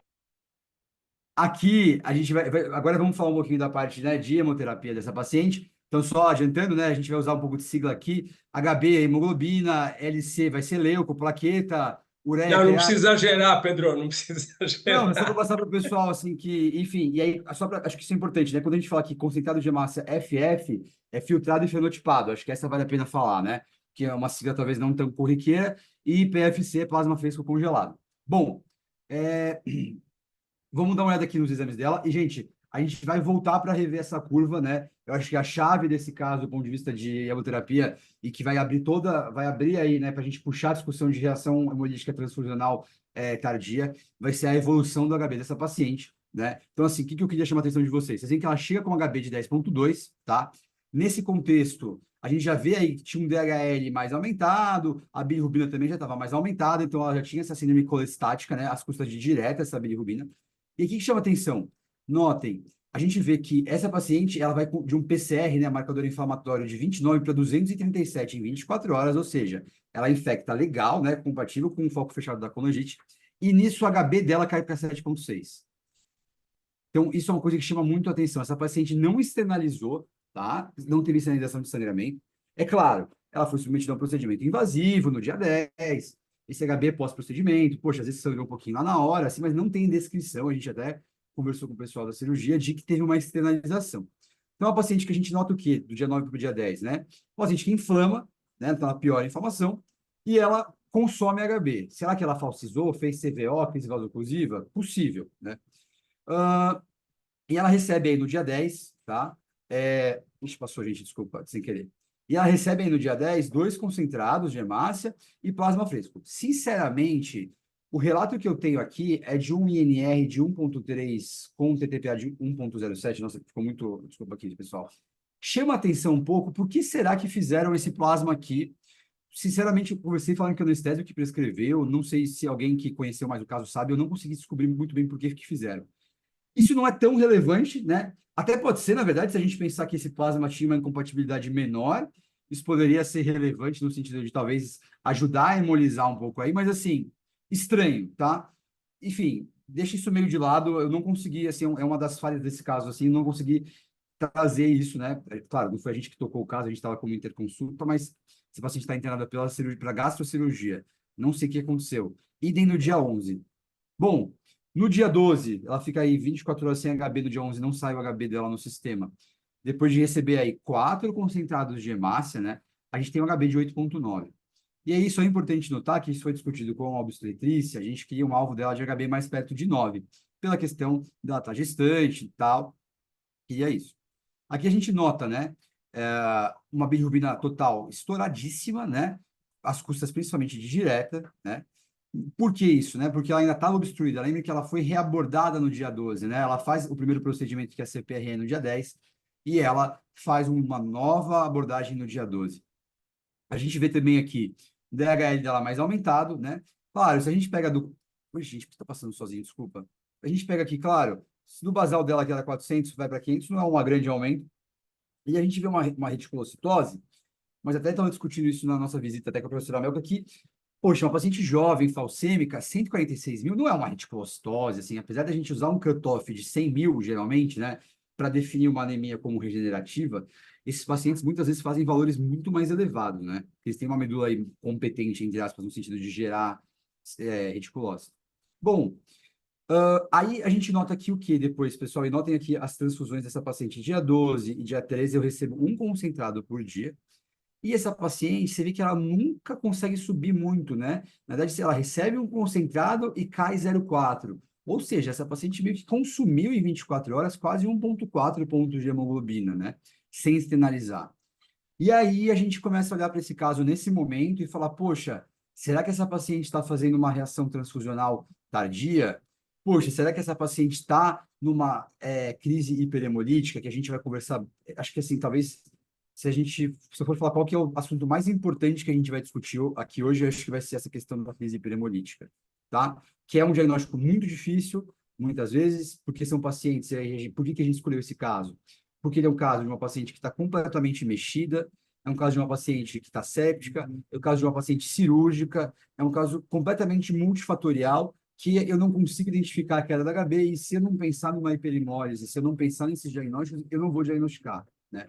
Então, a gente escolheu esse caso por isso, acho que o grande valor dele é esse. Aí a gente vê aqui no dia 14, ela consegue segurar um pouquinho a HB, e ela volta a cair aqui, né, no dia 16, 7,1, e aí eu vou lá e faço mais um concentrado, e aí subiu para 8, e o pessoal faz mais um concentrado no sentido de, que foi quando a gente parou de seguir, foi quando eu montei a aula dela aí, é quando o pessoal faz esse último para tentar jogar aí um HB mais perto de 9 dela. Bom, pessoal, se alguém quiser tirar alguma dúvida sobre o caso, então eu trouxe esse caso para a gente só dar uma aquecida. A gente vai voltar nele daqui a pouco, depois de ter discutido os conceitos aí de reação transfusional. Essa é a ideia, o planejamento da aula. Mas se alguém já tiver alguma dúvida do caso, alguma coisa que não ficou clara, ou que até que quiser comentar, né? Porque acho que alguns de vocês até conhecem esse caso melhor do que eu. Se alguém quiser falar alguma coisa. Professor, quer perguntar alguma coisa? Não, vamos em frente. Tá. Bom, seguimos. Então, vamos conversar um pouquinho sobre reações hemolíticas. Quando a gente fala de reação hemolítica ou reação transfusional, claro, o tema da nossa aula é a reação transfusional tardia, mas acho que vale um slidezinho só sobre reações hemolíticas no geral. Eu estou englobando aqui todas as reações hemolíticas, inclusive as reações agudas. Então, acho que um jeito da gente raciocinar na nossa cabeça é a gente separar elas em dois grandes grupos, mecanismos imunes e reações não imunes, tá? Mecanismo imune, com certeza, vão ser, acho que, as mais comuns, as mais relevantes. E aí, gente, o que eu queria trazer para vocês? Que elas, e aí que vai entrar um pouco já no contexto da nossa aula, o timing dessas reações e a gravidade e a magnitude dessas reações vai depender do tipo e subclasse de anticorpo, a capacidade de ativar complemento, principalmente, né? E o título. Então, esses são os principais determinantes para a gente diferenciar. E aí, isso eu vou ter diversas apresentações clínicas. eu posso ter desde reações mais tardias, assintomáticas. Tem uma entidade que a gente vai conversar mais para frente, que são as reações hemolíticas tardias sorológicas. É um paciente que eu nem consigo demonstrar que ele hemolizou do ponto de vista laboratorial. Eu só acho um anticorpo novo ali que ele não tinha, tá? Eritrocitário. Então, existe, desde isso, até quadros de, por exemplo, compatibilidade ABO, né? Que eu acho que seria o clássico, o protótipo aí da reação hemolítica imune, que é um quadro super agudo, que é um quadro extremamente dramático, né? Que eu tenho CIVD, choque, insuficiência renal aguda em minutos, né? Em minutos eu destruo toda a massa eritrocitária que eu recebi. Então, é importante a gente ter isso na cabeça que são diversos, é o mesmo mecanismo do ponto de vista de ser imune, mas alguns vão ativar mais complemento, alguns vão ter mais títulos, depende também da massa de antígeno eritrocitário que eu vou ter. Então, a gente vai falar sobre um pouquinho sobre isso mais para frente. E aí, guardem, né? Qual que é o piorzão, né? Que é a incompatibilidade ABO. É uma IgM com uma extrema capacidade de ativação de complemento muito rápida, então uma resposta instantânea, e o eritrócito, ele expressa muito o antígeno do grupo ABO. Quando a gente compara com outros grupos de fenotípicos, a gente vai ver, vou mostrar para vocês, que a gente expressa menos esses antígenos. Então, isso justifica um pouco. Por que, por exemplo, uma incompatibilidade KEL, DUF, não é tão grave geralmente? Porque eu não vou... Porque, às vezes, o anticorpo vai ser diferente, uma subclasse diferente, e porque eu também não vou expressar tanto esse antígeno, desculpa, no meu eritrócito. E aí, vale a pena a gente também lembrar, e não são excludentes, tá, pessoal, de mecanismos não imunes, tá? Às vezes, se a transfusão não ocorre de uma maneira adequada, o que, assim, eu sei que pode ser um pouco difícil de imaginar no contexto do Hospital São Paulo, mas imagina se essa bolsa ficou ali largada um pouco, não ficou conservada na temperatura.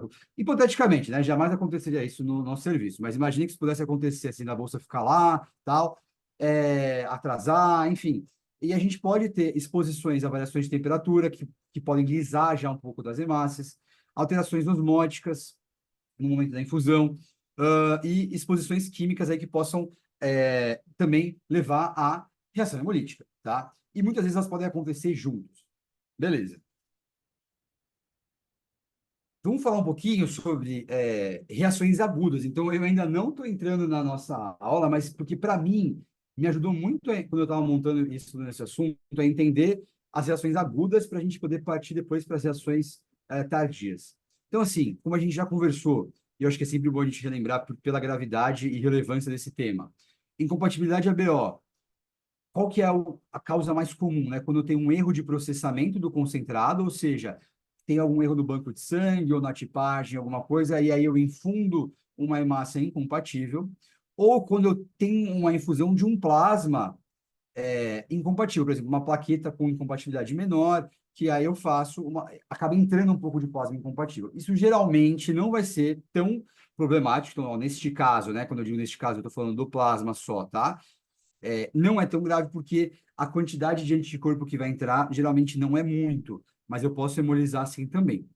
E aí, o que acontece, né? Eu tenho ativação de complemento, então é por isso que é tão rápido, né? Lembrar que o sistema complemento ele já está lá, é uma resposta que ela já está meio que pronta, eu só tenho esse gatilho, e aí eu tenho ativação imediata, né, do complexo de ataque à membrana com lise dessa célula, e isso leva à hemólise intravascular, então isso é muito importante a gente notar, que é aquela hemólise instantânea, mais rápida, que vai fazer liberação de hemoglobina livre na corrente sanguínea, que acaba sendo mais inflamatória, levando mais à lesão endotelial. E num segundo momento, de maneira não tão rápida, mas também rápida, eu vou ter opsonização com destruição dessas hemácias aí no compartimento extravascular no sistema retículo endotelial, tá? Então, beleza. Isso é incompatibilidade ABO. Uma coisa muito importante é que eu preciso ter sensibilização prévia. Isso é uma coisa que eu não entendia, que eu falo assim, gente, como é que alguém que nunca transfundiu, por exemplo, ele vai receber, por exemplo, uma hemácia ABO incompatível, ele já vai ser capaz de montar uma resposta tão drástica, mas ele nunca foi exposto a esse antígeno. Talvez ele nunca foi exposto a uma hemácia, por exemplo, numa incompatibilidade ABO. Mas vamos só para facilitar e ilustrar, imagina que eu estou falando de um doador do tipo B e um receptor do tipo A. Tá? Vamos supor que eu vou ter uma transfusão aí com incompatibilidade. Meu, como é que esse cara do tipo A vai montar uma resposta tão drástica aí a uma hemácia do tipo B, sendo que ele nunca transfundiu, né? E aí uma coisa que eu achei bem interessante, né, que a gente discutiu até nas visitas, é que durante a vida, né, logo nos primeiros meses de vida, a microbiota intestinal vai expor esses antígenos. Então, ele vai ter contato com o B, por exemplo, ao longo da vida, o que essa microbiota vai mostrar, e ele vai produzir anticorpos anti-B.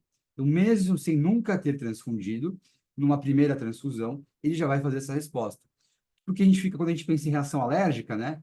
Claro, a gente já pode ter uma reação na primeira exposição ao antígeno, mas geralmente a gente precisa de exposições repetidas, e quanto mais vezes eu exponho, mais grave é.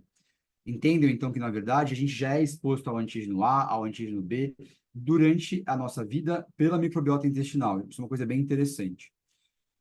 Geralmente, os anticorpos da relação a BO são IgM com uma alta capacidade de ativação de complemento, que a gente já discutiu. E aí eu tenho outros grupos, não vou entrar aqui, não é o mérito dessa aula, né? KID, KEL, DUF, geralmente tem menor magnitude, pois eles são expressos em menor quantidade do que o ABO. Isso que a gente já falou, é só para ilustrar um pouco o raciocínio. E agora vamos falar das reações tardias. Antes só, vamos ver esse gráfico, que é um gráfico bem legal, de reação de compatibilidade ABO, bem interessante, que é o timing dessa relação, né? Então, primeiro, eu vou ter, a gente vai vendo aqui, ativação de complemento, que é instantânea, é aguda e é rápida, mas eu logo perco esse mecanismo. Logo depois eu começo TNF-alfa. Logo depois, que é um quadro inflamatório, né? Por isso que o paciente choca, né? Quando eu faço uma transfusão com compatibilidade ABO. Depois eu tenho TNF-alfa, uma atividade pró-coagulante, por isso eu posso fazer 6-VD.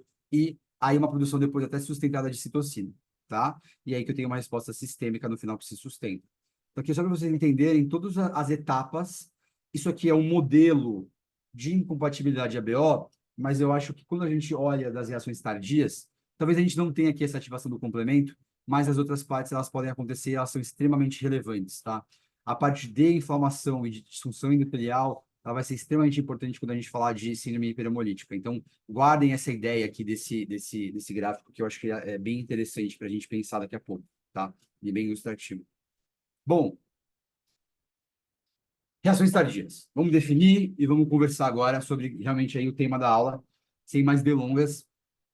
Então, a gente define como mais do que 24 horas, tá? Reações que acontecerem em menos de 24 horas a gente vai considerar como reações agudas. Tipicamente, elas acontecem após 1 ou 2 semanas. Então, já vejam que, no nosso caso, ela provavelmente foi uma reação aí tardia, mas mais precoce, né? Nem sei se esse termo existiria, mas que aconteceu aí nos primeiros dias. E elas podem acontecer até 4 semanas depois da transfusão, né? Porque, de novo, dependendo da quantidade de antígenos, de anticorpos, essa reação, como exemplo que a ABO, ela é uma reação quase que instantânea de ativação de complemento. Eu posso ter outros modelos de reação com outros anticorpos, com outras coisas, que demoram mais. Como eu já falei mais cedo, a gente tem uma magnitude de gravidade variável, a gente tem a reação, a crise hiperhemolítica, né, como talvez o ápice da gravidade, mas, exceto a hiperemólise, geralmente são reações muito mais brandas, tá? É um paciente que, às vezes, eu posso só detectar de maneira sorológica, ou seja, eu só vejo lá um novo anticorpo, esse paciente nem chega a fazer aumento de bilirrubina, de DHL, e muito menos ter sintoma clínico de hemólise, tá? Então, eu posso só detectar laboratorialmente. E, às vezes, é um paciente que, por exemplo, volta no ambulatório depois de 1 ou 2 semanas, e ele, HB caiu meio ponto, sobe um pouquinho a bilirrubina indireta, o DHL dá uma tocada, que você até fica assim, será que aconteceu alguma coisa aqui? Muitas vezes é uma reação assim, tá, pessoal? Então, saibam disso, que a gente tem uma magnitude variável, e aí, é claro, daqui a pouco a gente vai falar sobre a hiperemólise, que eu acho que aí é a cereja dessa aula aí, tá? Desafio diagnóstico. Gente, a gente tem, como a gente falou, quadros variáveis. Muitas vezes esse paciente, que nem o nosso caso, né? É muito difícil de eu determinar anexo causal. Poxa, a minha paciente está séptica, ela está talvez sangrando, está grave, está com dreno, está grávida, tem muita coisa na jogada, né? A gente, claro, trouxe aí um falcêmico bem padrão AGASP, né, para a gente discutir, mas que acaba sendo meio que a nossa rotina na residência, infelizmente. Bom, muitas vezes, então, eu só vou detectar por alteração no CUMES, como a gente já falou. E a hiperemólise, eu só deixei aqui para a gente não esquecer. Cuidado com a hiperemólise, a gente já vai falar dela exclusivamente daqui para frente um pouquinho, tá? Então, quais são os critérios de uma reação tardia? Só para a gente fechar e fazer o diagnóstico aí. Tem que ter TAD positivo. Eu tenho que demonstrar um novo anticorpo sérico ou dosando ou na eluição, e eu tenho achado laboratorial compatível. O que é achado laboratorial compatível? Vocês estão, assim, nem falei muito disso, né? Mas a gente está super acostumado a pedir, que é falha no incremento do HB ou queda. Esse caso é interessante porque eu não tenho uma super queda de HB, mas é uma paciente que eu transfundo 3, 4 concentrados, HB não sobe. Isso é uma coisa que tem que chamar atenção, né? A gente tem que olhar para isso e falar, meu, pô, o paciente está consumindo 4 concentrados de HB por dia, tipo, o que está acontecendo? Sem sangrar, né? A gente não pode falar, não, tá tudo bem, não está caindo HB, mas, gente, olha a quantidade de coisa que está tendo que entrar, né? Então, isso é uma coisa. Eu posso ter esferose no sangue periférico, sinceramente, acho que a gente acaba não vendo muito isso, né? E provas de hemólise positivo, né? Aptoglobina consumida, DHL e bilirrubina direto aumentados. Bom, geralmente, tá falando ainda sobre as reações tardias, né? Terminando aí a nossa avaliação sobre esse subgrupo aí de reação transfusional. Geralmente vai ser por mecanismo extravascular. Então lembre, né, gente? Como é uma reação que é mais lenta, mais branda, dá tempo de as coisas acontecerem conforme o figurino, né? Essa hemácia ela não é destruída loucamente lá no intravascular, não. Ela é opsonizada, ela vai lá para o baço, para o fígado, bababá, tudo mais. É tudo muito, muito mais lento, né?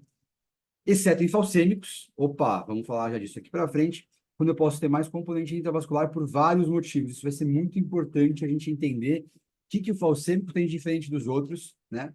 E por que eles vão fazer, por exemplo, hiperemólise. O que a gente pede? Já conversei, mas vou repetir, né? HB, reticulócito, bilirrubina indireta, cumbis, direto e indireto, com pesquisa de anticorpo, se a gente tiver disponível, DHL e A, para eu demonstrar isso.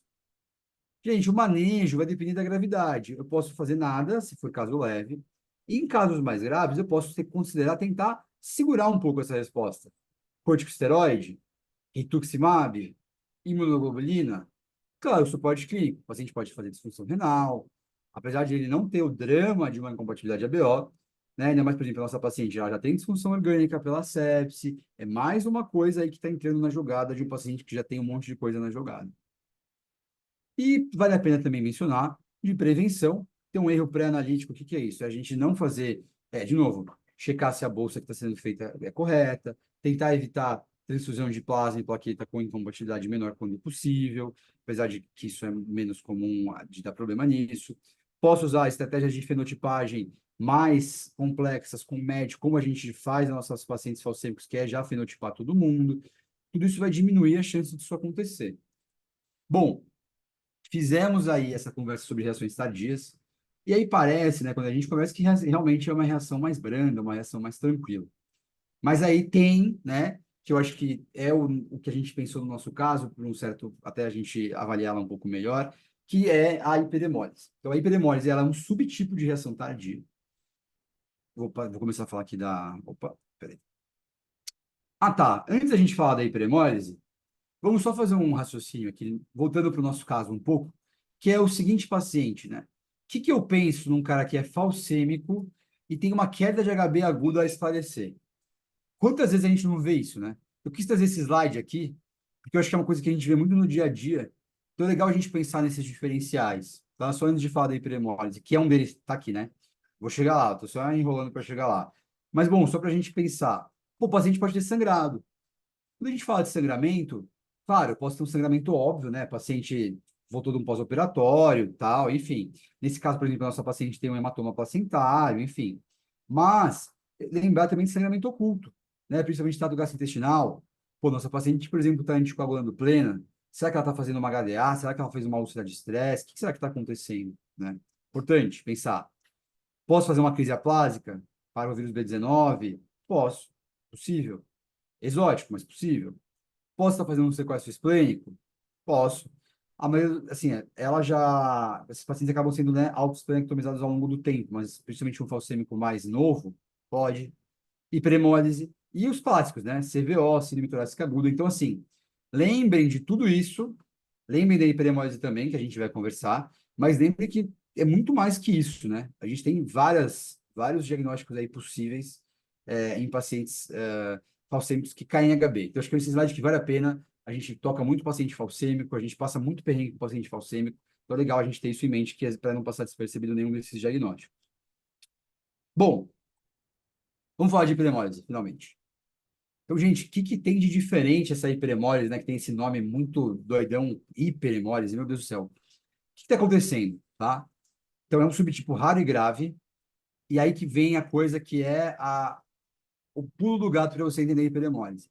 Eu hemolizo eritrócito do paciente, além do eritrócito transfundido. E isso é muito grave. Por quê?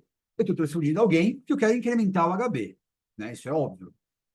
Imagina isso, tento incrementar o HB e, além de eu hemolizar o que eu estou dando, eu começo a hemolizar o meu próprio, o pouco que o paciente já tinha. Pedro, Oi. Pedro, posso fazer um comentário rápido aqui, só para Claro, as pessoas que estão olhando, como eu estou olhando aqui de fora, como se eu estivesse na plateia. Então, quando a gente fala de síndrome hiperemólise, é sempre depois do quê? De uma transfusão, certo? Sim. Então, era esse detalhe aí que você precisava ter falado. Isso, o paciente não tem síndrome de hiperemólise do nada. É sempre depois de uma transfusão. Então, aqui você vai ver no meu próximo item aqui, que eu puxei desse artigo lá, da PN, até que a gente tinha conversado, lembra?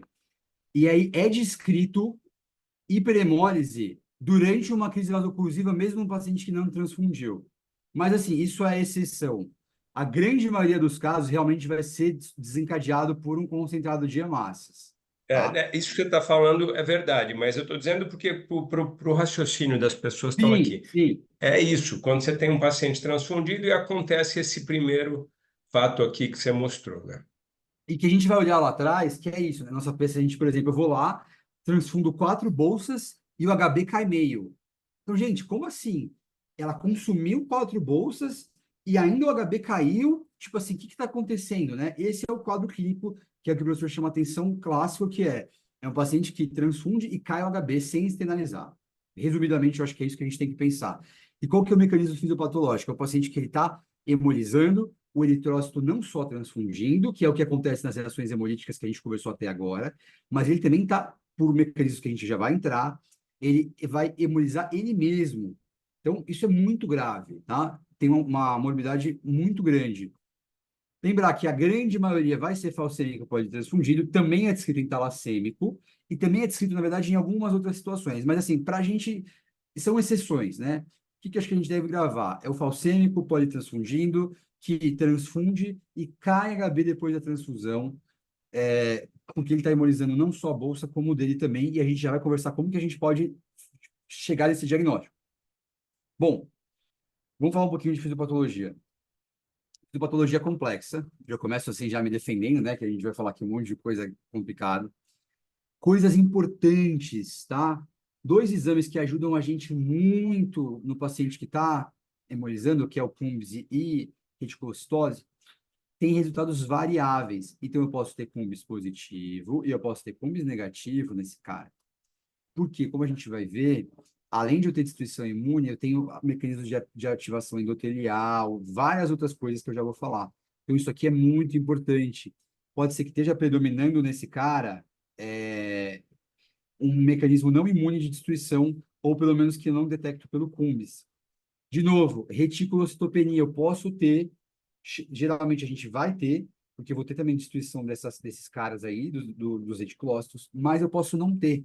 Ou seja, quando eu pego meus exames de workup diagnóstico de anemia hemolítica, eu não tenho exames bons para me ajudar, para me guiar, tá? Isso é uma coisa muito importante da gente saber. Então, que a gente não pode confiar muito para fazer esse diagnóstico de CUMBS e de reticulócito. O que está acontecendo, né? A gente falou, o que de tão grave vai acontecer que vai levar a hemólise não só do produto, né? Como a hemólise da própria hemácia que estava ali do paciente. Então, eu vou ter ativação inapropriada do complemento com formação de complexo de ataque à membrana, principalmente depois de exposição de antígenos M. Ou seja, o que acontece provavelmente? Quando começa essa reação transfusional e começa a hemolizar aí esses primeiros eritrócitos, a exposição de M livre, e a gente sabe que M é tóxico, né? Por isso que existe a aptoglobina, porque não pode ficar circulando M no sangue assim. Então, ele é tóxico, é uma molécula pró-inflamatória. Isso ativa o complemento, tá? eu tenho uma ativação inadequada de complemento, não porque eu tenho um anticorpo ali se ligando, mas porque essa exposição de antígeno M, e isso vem muito forte, assim, como um dos principais fatores fisiopatológicos, ativa complemento. E aí eu vou ativar complemento na hemácia transfundida, eu vou ativar complemento na hemácia nativa do cara, e vai virar, e isso vai expondo cada vez mais M. Quanto mais eu exponho M, mais eu vou ativar complemento. E isso faz um ciclo vicioso. É por isso que, se essa fogueira está pegando fogo, e eu vou lá e coloco mais lenha nessa fogueira, ou seja, se eu vou lá e transfundo mais, esse paciente piora mais ainda e hemoliza mais ainda.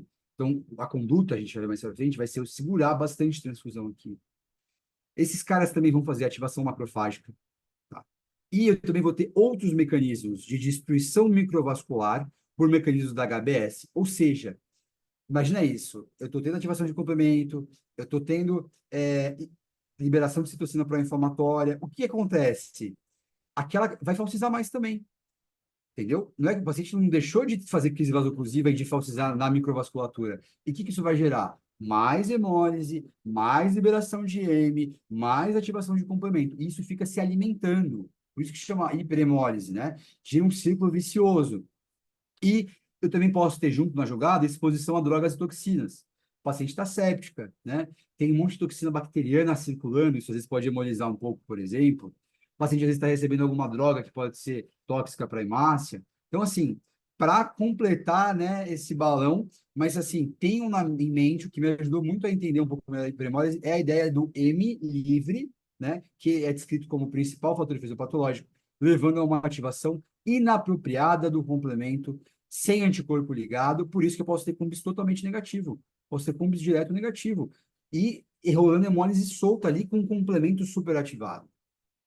Bom, vamos dar uma olhadinha aqui num artigo bem interessante, rapidinho, eu sei que é chato quando a gente fica mostrando artigo, mas assim, só queria mostrar para vocês, isso aqui é uma revisão, tá?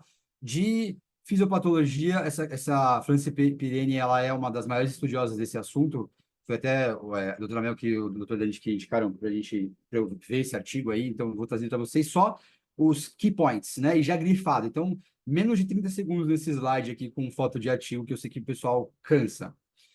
Gente, a primeira coisa é que muitas vezes ela vai mimetizar uma crise vasoclusiva.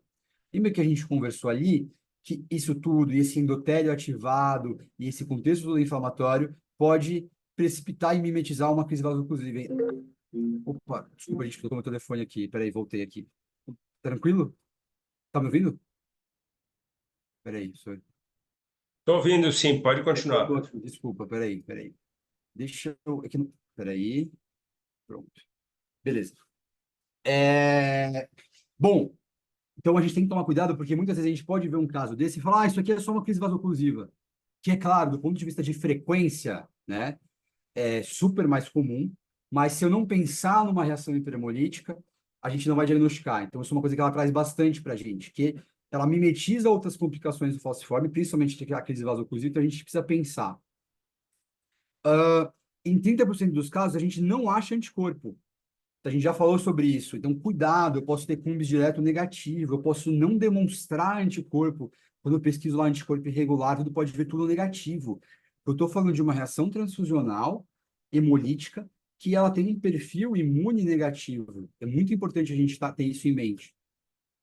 Bom, já conversamos que o marco dessa doença é destruição dos eritrócitos transfundidos e autólogo. Já falamos disso. Isso aqui é legal, estou só recapitulando, a gente já conversou muito disso. Lembrar da importância do endotélio nessa história toda, de lesão endotelial, né, que é um dos marcos fisiopatológicos dessa doença. E a chave está no M livre, que é uma coisa extremamente tóxica. E tudo isso junto fica como um gatilho aí, e quanto mais eu tenho isso, mais gravidade eu vou ter. Então, isso aqui é um resumo do que ela traz aí, que a gente, como hemato generalista, tem que conhecer disso, que a gente vai acabar vendo aí bastante paciente falcêmico. Recapitulando, eu achei legal porque a gente primeiro trouxe tudo e agora a gente dá uma recapitulada o que é essa estudiosa aí acha de mais importante aí desse assunto. Bom, vamos tratar agora, né? Manejo. Primeira coisa, se eu estou pensando numa síndrome hiperhemolítica, esse paciente tem que ser fenotipado se for transfundir. Na verdade, já era para estar sendo fenotipado, né? Um falcêmico. Mas, enfim, se não tivesse, é para a gente fenotipar. E eu vou evitar concentrado de massa, eu vou evitar transfundir. Isso é uma coisa importante. A gente vai tolerar níveis de HB menores, que nesse caso aí que a gente suspeitou disso lá atrás. Pô, o paciente está bem, estou fazendo Doppler fetal diariamente, não tem sinal de sofrimento fetal. Ah, mas a obstetrista queria um HB de 9. Legal. Acho que é importante a gente pensar nisso. Mas a paciente está agudizada, tudo está com 8,1 de HB, que nem foi transfundida no dia 17. Pô, eu não vou transfundir essa paciente, né? Não tem um elemento clínico que dê esse suporte para eu transfundir essa paciente. O que eu posso fazer, então, de primeira linha? Eu posso tentar bloquear essa resposta imune. Como eu faço isso? Imunoglobulina, e aí que vem a dose sugerida, 0,4 grama quilo até D5. E metilpred, faz tipo meio que um mini pulso aí, né? Que é o que a literatura que eu busquei recomenda, né? 500 miligramas dia por 2 dias. Bem mínimo. A gente faz muito mais, geralmente, aqui, né? Quando a gente vai fazer. Geralmente faz 1 grama por 3 dias, né? Aí quase 4 vezes a dose. Bom, o que a gente tem além, né, do classicão imunoglobulina com corticoide? A gente tem algumas outras coisas. Nosso grande Ritux, né? Salvador aí da imunohemato. A gente tem o eculizumab, que teria uma vantagem teórica. A gente não consegue fazer aqui por questão de custo, mas é descrito de eu fazer um rápido bloqueio no complemento, né? Lembrar que o eculizumab ele é um inibidor de complemento que a gente usa lá na HPN, enfim, para bloquear complemento. E aí a gente poderia utilizar nesse contexto aqui, para vocês verem o tanto que é uma doença inflamatória, né? Lembra do tocilizumab, que é o anti-interleucina 6, né? Que a gente usa lá no COVID bastante. A gente também usa em alguns pacientes reumatológicos. É um bloqueador potente aí das cascatas de inflamação e de citocina, então dá para usar também. E PEX, que seria Plasma Exchange, né? Plasmaférese. Então também seria possível a gente usar plasmaférese aí. Mas a primeira linha realmente ficando aqui em cima com imunoglobulina e corticoide. Na verdade, a primeira linha é evitar transfundir, né? Só assim, em situações extremas. E preciso pensar, senão eu não vou diagnosticar. Acho que talvez essa seja a grande mensagem aí dessa aula. Opa, peraí, gente, que eu sem querer sair da apresentação, desculpa. Bom, tá aparecendo aí, professor, certinho a tela? Tá tudo bem. Beleza. Bom, vamos voltar para o nosso caso e vamos reolhar esse caso rapidamente, considerando agora tudo que a gente discutiu, tá? Então, relembro aqui, não vou ler tudo de novo, mas o que eu quero lembrar para vocês desse caso? Uma falcêmica de 26 anos, gestante com 25 semanas, que já teve complicações graves da doença falciforme, TVC, TEP, STA, CVO, pacotão da falcêmica do mal, que a gente brinca, né? Uma falciforme do mal, essa doença falciforme dessa paciente. Estava bem com hidroxureia, suspendi a hidroxureia por causa da gestação, e aí o paciente faz uma colangite meio X, né? Poxa, ela já foi colestectomizada, de onde veio esse cálculo, meu Deus do céu? Tá séptica, tá tratando, é submetida aí a 2 procedimentos. Então, é uma paciente que ela está consumindo, é uma paciente que pode ter um componente de crise vasoclusiva, que pode estar desidratada, que está gestante, que tem um hematoma placentário, então pode estar consumindo ali também. Esse hematoma é bem grande, tá, pessoal? É uma paciente que a obstetrista está bem em cima, é uma paciente que vai acabar evoluindo aí para cesárea de urgência, provavelmente em breve, né? Estou tentando dar uma segurada só para ganhar um pouco de maturação pulmonar, enfim, ganhar um pouco de idade gestacional. Mas, enfim, é um paciente que está nesse momento aí, dessa forma. Bom, o que eu queria mostrar para vocês? Vamos olhar aqui de novo o HB, que é quando a gente ficou preocupado, que foi quando eu trouxe esse caso para a gente discutir nas visitas da hemoterapia. Claro, depois a gente continua acompanhando só para ver o desenrolar, mas são esses dois concentrados aqui do dia 12 e do dia 13. Notem aqui, né? Então, dia 12 eu faço um concentrado e HB cai meio ponto, né? E do dia 13 eu faço um concentrado e HB sobe 0,2. Uma paciente que não externaliza. Tem um pouquinho de marcador de hemólise aqui, né? Um DHL que vai para 500. Reticulócito mais baixo, se eu considerar o contexto de falciforme. Notem como depois esse reticulócito fica menor ainda aqui para frente, né? Chama atenção. E olha como hoje não, né? No final do acompanhamento ele fica bem alto, né? 194 mil. Então, a gente ficou bem preocupado nessa ocasião aqui, que ela poderia estar fazendo uma crise epidemolítica nesse contexto todo dela. A gente pediu para o pessoal segurar um pouco.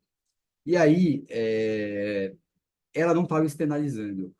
Qual que vai ser o principal diferencial disso aqui, né? Lembra daquele slide que a gente trouxe de causas de queda de HB aguda em paciente falcêmico, além da hiperdemólise? Crise aplásica, não tinha nada para isso. Sequestro esplênico, o paciente não tem baço. Sequestro hepático, apesar dela ter aumento de bilirrubina, ela não tinha hepatomegalia, não parecia ser. Não estava externalizando. A gente fica preocupado, de fato, com crise vasoclusiva e síndrome torácica aguda. Ela não tinha nada para síndrome torácica aguda, estava em área ambiente, não tinha dor torácica. Mas, de fato, eu acho que nesse caso o principal diferencial, poxa, será que ela está falsizando, né? Ou será que ela está fazendo uma crise pneumolítica? E aí que vem uma coisa interessante, só para a gente fechar esse caso, e aí abrir para discussão, que uma das coisas que pode ajudar a gente, né, é a eletroforese de hemoglobina. Tá? A eletroforese de hemoglobina é um exame que a gente vai ver a porcentagem, né, de HbA, HbA2, HbF, HbS. Lembrando que o falcêmico que não está transfundido, ele não vai ter HbA nenhuma, né, o doente falciforme. E aí, assim, por que é interessante a gente ter um exame que é barato, é rápido, né? Assim, a gente tem uma dificuldade logística de fazer aqui na escola, né? A gente precisa levar a amostra, ter o hemocentro, bababá, tem que ser nos horários que o funcionário está lá, enfim, tem algumas limitações logísticas para a gente fazer, mas a gente não consegue pedir no TASI, assim, né? Simplesmente. Então, é difícil isso às vezes. Mas o que seria interessante aqui? Então, a gente vê a eletroforese no dia 18 de setembro, né? Claro que o ideal seria a gente ter, logo no começo do quadro já, né, uma eletroforese. Se a gente tivesse, talvez, um cenário ideal, seria interessante a gente, todo falcêmico, antes da gente começar a transfundir, todo falcêmico que está grave, a gente ter uma eletroforese de hemoglobina. Isso até é descrito em alguns protocolos de manejo desses pacientes. A gente tem um basal dele e, conforme a gente vai transfundindo, ele vai evoluindo, a gente vai entendendo isso. Bom, o que aconteceria? Se essa paciente estivesse em crise vaso-oclusiva, provavelmente a gente ia notar uma diminuição da HbS com aumento, né, proporcionalmente de HbA, sendo que ela está sendo transfundida, né, está recebendo HbA. Essa eletroforese aqui, se a gente estivesse lá atrás, em que eu tenho uma manutenção da proporção de HbA com HbS, né, então o paciente ela transfundiu, ela ganhou mais HbA, vejam, ela ficou com 62% de HbA, e ela está hemolizando e ela mantém essa proporção, isso seria compatível com hiperemólise, né? Hiperemólise eu tenho uma destruição de todo mundo. Na CVO, eu vou destruir só a S. Então, eu vou ter uma diminuição da proporção da S. Aqui a gente traz para ilustrar, mas é claro, vejam que ela foi coletada já quando a paciente estava com HB já mais estável, num outro contexto, que ela já não estava mais transfundindo tanto. Porém, a gente trouxe só para ilustrar. E claro que o ideal seria a gente ter uma eletroforese talvez daqui, que foi o momento que a gente mais se preocupou, e mais, talvez ter uma aqui no baseline, para a gente comparar como que essa eletroforese evoluiu e tentar extrair a informação diagnóstica disso. Tá? Mas é um exame interessante. Queria trazer para vocês que isso é um bizu aí, uma manha, que ajuda a gente, né, a entender um pouco melhor o perfil de reação que pode estar acontecendo nesses pacientes. Bom, acho que é isso, professor. Eu vou parar. Quer que eu mostre alguma coisa do caso ou posso abrir para a gente discutir?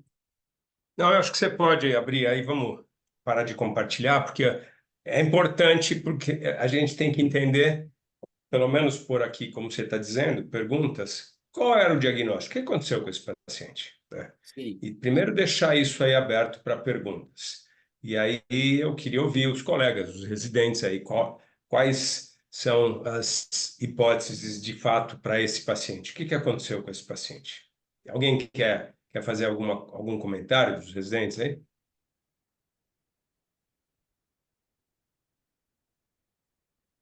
Acho que não tem ninguém assistindo sua aula, Pedro. Tem, o pessoal está aqui. Time, bora aí, vai. Cadê os nossos guerreiros? R3, R4, cadê? Isso foi um caso que o pessoal acabou vendo bastante aí junto durante o final de semana e tudo mais. Então, se ninguém quer fazer nenhum comentário, nada, bom. Enquanto o pessoal pensa aí, Pedro, eu queria só falar um pouquinho rapidamente, depois vou passar a palavra para a Melka, um pouco sobre reação hemolítica transfusional tardia. Por que a gente faz reação hemolítica transfusional tardia? Porque tinha algum anticorpo que fez assim, ó, se escondeu, ele evaneceu. Né? E a grande maioria dos anticorpos evanece. Né? A literatura mostra aí porcentagens altíssimas de anticorpos que evanecem, ou seja, que você não consegue identificar. Ou porque eles caíram, basicamente, basicamente porque caíram a níveis mais baixos do que os testes laboratoriais conseguem identificar. Porque senão você consegue identificar. Aqueles que já passaram na hemoterapia sabem disso. Você faz para toda a transfusão, você faz uma pesquisa de anticorpos irregulares. E lá você vai tentar enxergar se esse paciente foi aloimunizado e se ele tem anticorpo. Mas uma grande parte dos anticorpos, existe uma grande queda, os anticorpos caem de título, eles evanescem. Por isso que você não consegue identificar esses pacientes que recebem transfusões frequentemente e você pode levar a uma situação de não identificar anticorpo, transfundir o paciente com um antígeno que esse paciente não possa receber, porque tinha um anticorpo específico para aquele antígeno, e ele faz uma resposta que a gente chama uma resposta secundária, e eles começam, então, a fazer esse tipo de possível hemólise que você demonstrou aqui. Então, uma grande parte dos anticorpos evanesce. Uhum. Uma outra coisa importante é a gente lembrar que os pacientes falciformes, eles têm uma taxa de aloimunização muito maior do que outros pacientes, mesmo que transfundam frequentemente. Eles fazem mais anticorpo do que talassêmico, do que paciente que tem síndrome mielodisplásica. Eles fazem muito mais anticorpo, por várias razões, né? Não sei se chegou a dar uma olhada nisso, Pedro, mas existem algumas razões por que esses pacientes fazem mais anticorpos que os outros pacientes que recebem transfusão frequente. Uma delas é por uma questão genética, tá certo? Eles são pacientes que são de raça, são afrodescendentes, na sua maioria, e os afrodescendentes têm uma taxa maior de subgrupos ou subtipos, principalmente de RH, por exemplo. Então, você acaba tendo uma situação de estímulo a uma aloimunização, ou seja, são transfusões que têm antígenos distintos, isso pode ser um dos fatores. Outro fator é a inflamação. A gente sabe que a inflamação leva a uma situação, por exemplo, o que você disse, a presença do M. O M leva a uma disfunção imune e isto pode favorecer, e isso acontece. Esses pacientes, a literatura fala de 30% a 50% dos pacientes falciformes aloimunizam, né? Contra 3% a 5% de não falciformes, a despeito, tem artigos mostrando isso na literatura, que você não sabe se é isso mesmo, porque você não faz pesquisa de anticorpo de rotina pós-transfusão. E esses outros pacientes poderiam fazer a aloimunização e depois cair, título evanescer, e você não faz. Mas, sem dúvida, é uma discrepância muito grande. Outra coisa é a questão de a infecção favorece, esses pacientes podem ser mais respondedores. E eles também levam a uma situação de estímulo maior para aloimunizar. Então, o falciforme tem essa característica de se aloimunizar mais do que outros grupos de pacientes que recebem transfusões com frequência. Mas então eram essas as considerações que eu queria fazer em relação à hiperemólise, você já falou, a gente vai discutir mais, e acho que a Melka tem aí bastante coisa para dizer para a gente. Então, bom dia a todos, né? Então, assim, quando o Pedro mostrou esse caso pela primeira vez na interconsulta, né? Até eu brinquei com ele, eu digo, pareça. Porque, gente, anemia falciforme, eu até brinquei com ele assim, dizendo, eu pareço o rapaz do sexto sentido, que enquanto ele via gente morta, eu vejo hiperemólise em tudo. Acho que eu já falei para vocês algumas frases. Por quê? Porque a hiperemólise é uma situação tão catastrófica, mas tão catastrófica, que a gente tem que evitar a tudo quanto é custo. Tá? Então, no paciente com anemia falciforme, é importante você identificar a hiperemólise e é importante, e isso vocês podem ter certeza, ocorre com bastante frequência, você identificar a reação hemolítica tardia. Só para você ter uma ideia, nos trabalhos mostrados pela Pirreni, a reação hemolítica tardia chega a ocorrer até em 10% dos pacientes com anemia falciforme. Levando isso para a nossa realidade, eu transfundo em torno de 120 pacientes de vocês. Então, quer dizer que o quê? Que 12, teoricamente, faz reação hemolítica tardia. Eu tenho esse número? Não tenho. Então, o que provavelmente está acontecendo? A gente está deixando passar. E por que é tão importante você identificar a reação hemolítica tardia antes do quadro catastrófico de hiperhemolítica? A reação hemolítica tardia é o fator de risco mais importante para hiperemólise, tá? Então, se eu quero, identificar quais os pacientes que vão fazer hiperemólise, eu tenho que identificar quem fez reação hemolítica tardia, tá? Quando você soma naquelas pontuações, tá isso como fator de risco. Por isso que quando o paciente faz reação hemolítica tardia, você tem que pensar 2 vezes antes de transfundi-lo. E se ele faz hiperhemolítica, você tem que pensar, na verdade, na maioria das vezes você vai contraindicar a transfusão dele, porque eu não me arrisco a fazer uma segunda hiperhemolítica. Que por incrível que pareça, isso não está nos trabalhos, tá? Não está nos trabalhos, é percepção clínica. Eu já tive alguns casos de hiperemólise, já tive casos de hiperemólise repetido no paciente, e parece que você treina o sistema imunológico. Isso, como eu disse, não está nos livros, é percepção pessoal. O que quer dizer que treina o sistema imunológico? Eu tive uma reação hiperhemolítica, o meu paciente, graças a Deus, a gente conseguiu parar de transfundir, ele saiu. Aí, o que acontece? 2, 3 anos depois, ele está super bem, entra num quadro agudo, transfunde.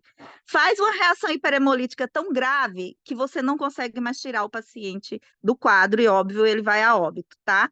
Então, essa é uma percepção pessoal, é como se o sistema imunológico, você ensina ele a hiperreagir.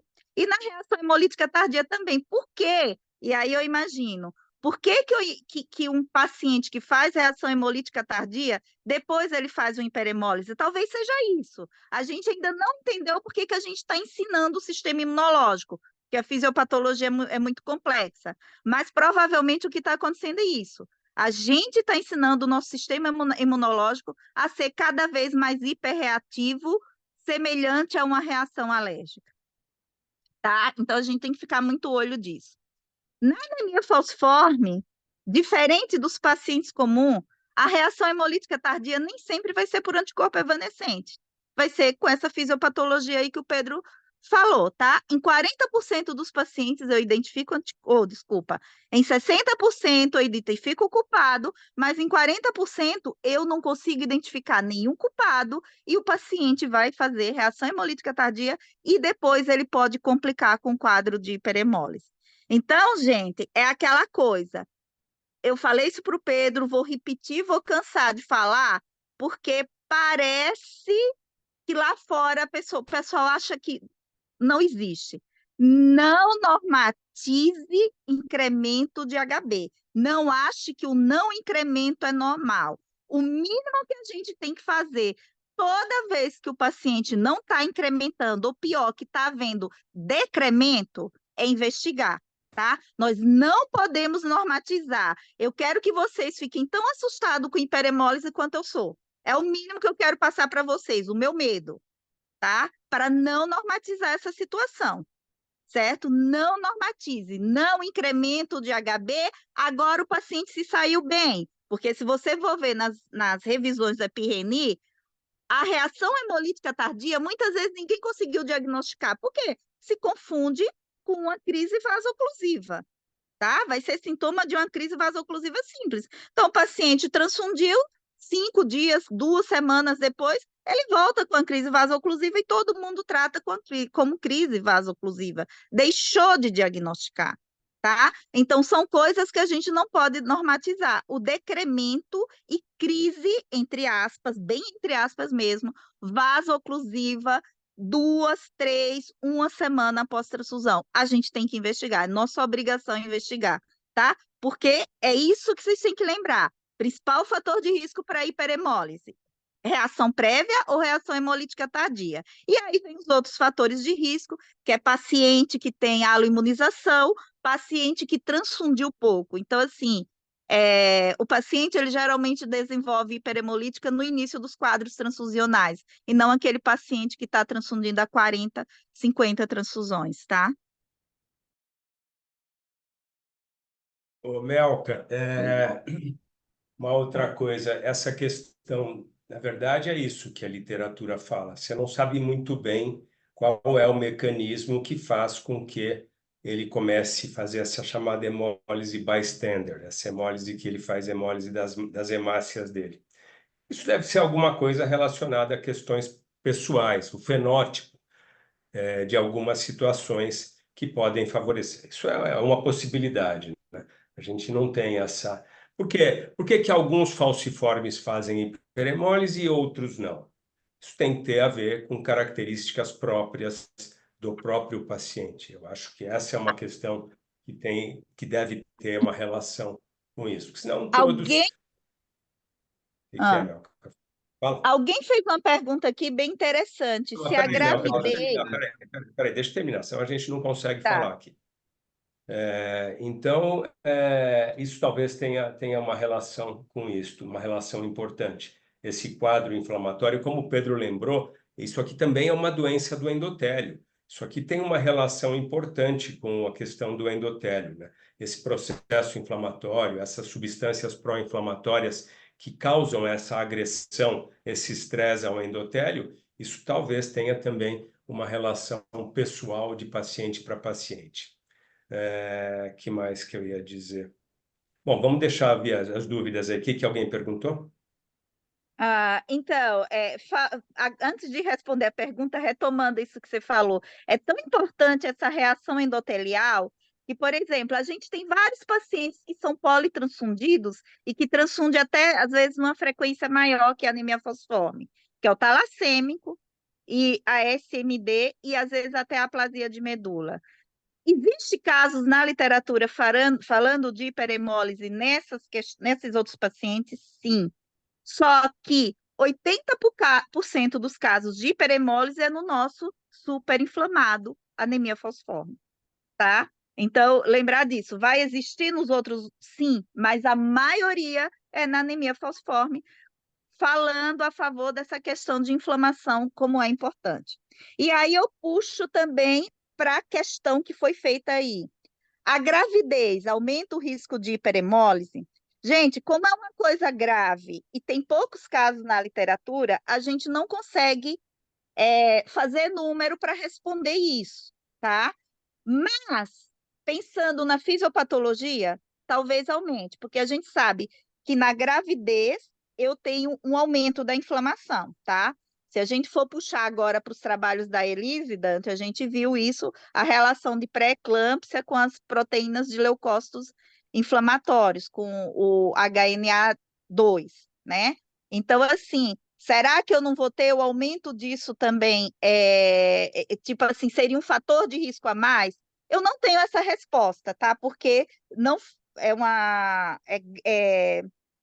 raro, então não formou número para isso. Mas fisiopatologicamente teria sentido de na gravidez eu ter uma predisposição a aumentar a hiperemólise, porque aí eu teria dois estados inflamatórios, a anemia falciforme e a gravidez. E Principalmente nos essa é uma pacientes pré-eclâmpsia. essa é uma das razões, porque a literatura, como o Pedro mostrou aí, até sugere fazer plasmaférese nesses pacientes. O difícil é você, na prática, conseguir fazer esse procedimento, porque o paciente está hemolizando, está com uma hemoglobina muito baixa, mas, teoricamente, você tiraria esse fator inflamatório, ou pelo menos tentaria diminuir esse fator inflamatório no plasma desse paciente. Por isso que a literatura cita isto como uma possível... Agora, o fato interessante é a questão do complemento, né? Esses pacientes têm, sem dúvida, uma sensibilidade, e tem até descrito na literatura que essas hemácias falciformes mais densas, elas têm uma sensibilidade maior ao complemento. E tem interessante também, que tem caso demonstrado aí, acho que num trabalho da Pirreni ela fala isto, que alguns pacientes com hiperemólise têm uma taxa de fração do complemento aumentada no plasma. Eles dosaram isto. E tem relação com o anticorpo monoclonal que inibe C5, né? Que é o eculizumab. Esses pacientes melhoram com o uso do eculizumab e o outro tocilizumab por conta da presença desses fatores inflamatórios, interleucina 6. Mas o uso de anticomplemento, ou seja, esses inibidores do complemento, tem sido discutido como tratamento para esses pacientes. Fala, Pedro. Só isso mesmo.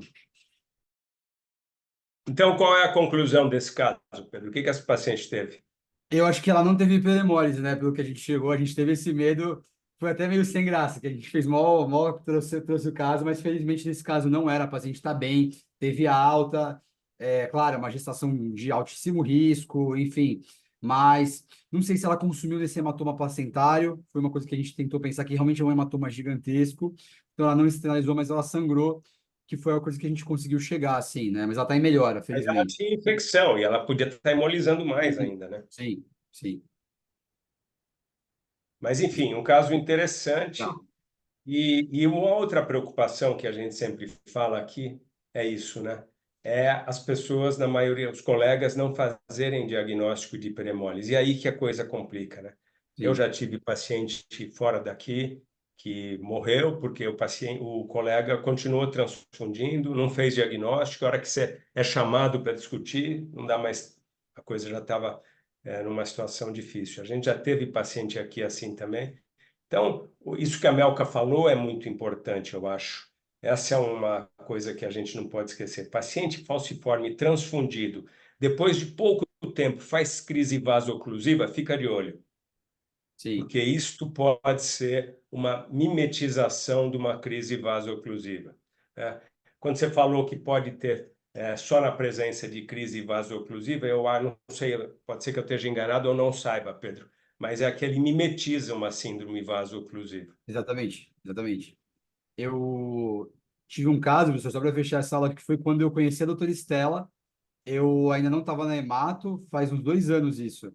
E aí eu estava de plantão numa UTI fora e chegou uma falcêmica que transfundia, a HB caía. E a gente da UTI, assim, meu, a gente não tem esse conhecimento. Então a gente estava dando sangue. E quanto mais sangue dava, mais caía HB. E a menina estava com HB de 3,5 já. Era uma menina jovem, também parecia esse caso, mas não estava grávida. Mas choque séptico, vários fatores, discrasia no coágulo também, fazendo CIVD. Então, assim, na verdade, era muito mais complexo. E aí o marido falou, olha, meu, era um domingo, 11 da noite. O marido me falou assim, olha, vocês têm que ligar para a médica dela, que é a doutora Estela. Ela acompanha com a doutora Estela. Eu falei, mas meu, quem que é essa? Aí eu joguei na internet, falei, nossa, chefe da Unifesp e tal. Aí ele falou, meu, liga para ela agora. Eu falei, meu, mas eu nem conheço ela, vou ligar para ela domingo, 11 da noite. Sorte que a doutora Estela é super acessível. E aí eu confio na barriga, liguei para a doutora Estela, me apresentei e falei, olha, eu tô com uma paciente sua aqui e tal. E aí a doutora Estela falou, não, não, para de transfundir, faz imunoglobulina, tal. E aí, meu, a gente tolerou a menina lá com HB de 4, 4,5, com droga vasoativa, fez imunoglobulina dose alta e a menina saiu. Saiu, teve alta e ficou super bem. Foi impressionante, Teria assim. morrido se não tivesse Teria feito isso. morrido. Sorte que eu tive coragem de ligar pra doutora Estela, que eu quase que eu não liguei, porque eu falei, meu, ela vai me matar. Quem que é? Ela vai falar, que esse cara me ligando 11 da noite no domingo? Sorte que ela é super acessível, enfim. Aí ela, né, enfim, que eu não conhecia ela ainda. Então, isso foi legal, esse caso. Foi assim que eu conheci a doutora Estela. Pedro, parabéns mais uma vez Legal. pela didática. Eu acho que essas reuniões ficam muito mais ricas quando a gente faz esse tipo de dinâmica. Eu acho que é. E o importante é que as pessoas participem também. Infelizmente, os Sim. colegas residentes não discutem, não É. falam, mas O o pessoal tem Pedro tem vergonha, né? puxado isso aí. É. Então, eu acho E que. eu, pelo amor de Deus, eu sou apaixonada por esse assunto, então, assim, tem que me cortar, porque senão eu invado a aula da doutora Estela, o ambulatório da tarde falando de esperemólise. E aí, A gente, doutora só uma Melka, coisa, aquela, a doutora, aquela frase leiga que o pessoal diz, ai, o sangue está virando água, na hiperemólise é justamente isso, tá? É isso, né? Virar água mesmo. É. Boa. bom, ok. Então tá, obrigado aí. Bom dia a Gente, muito todos. Boa obrigado. Bom semana. dia. Obrigado, professor. Obrigado, professora. Valeu, pessoal. Até. Tchau, tchau.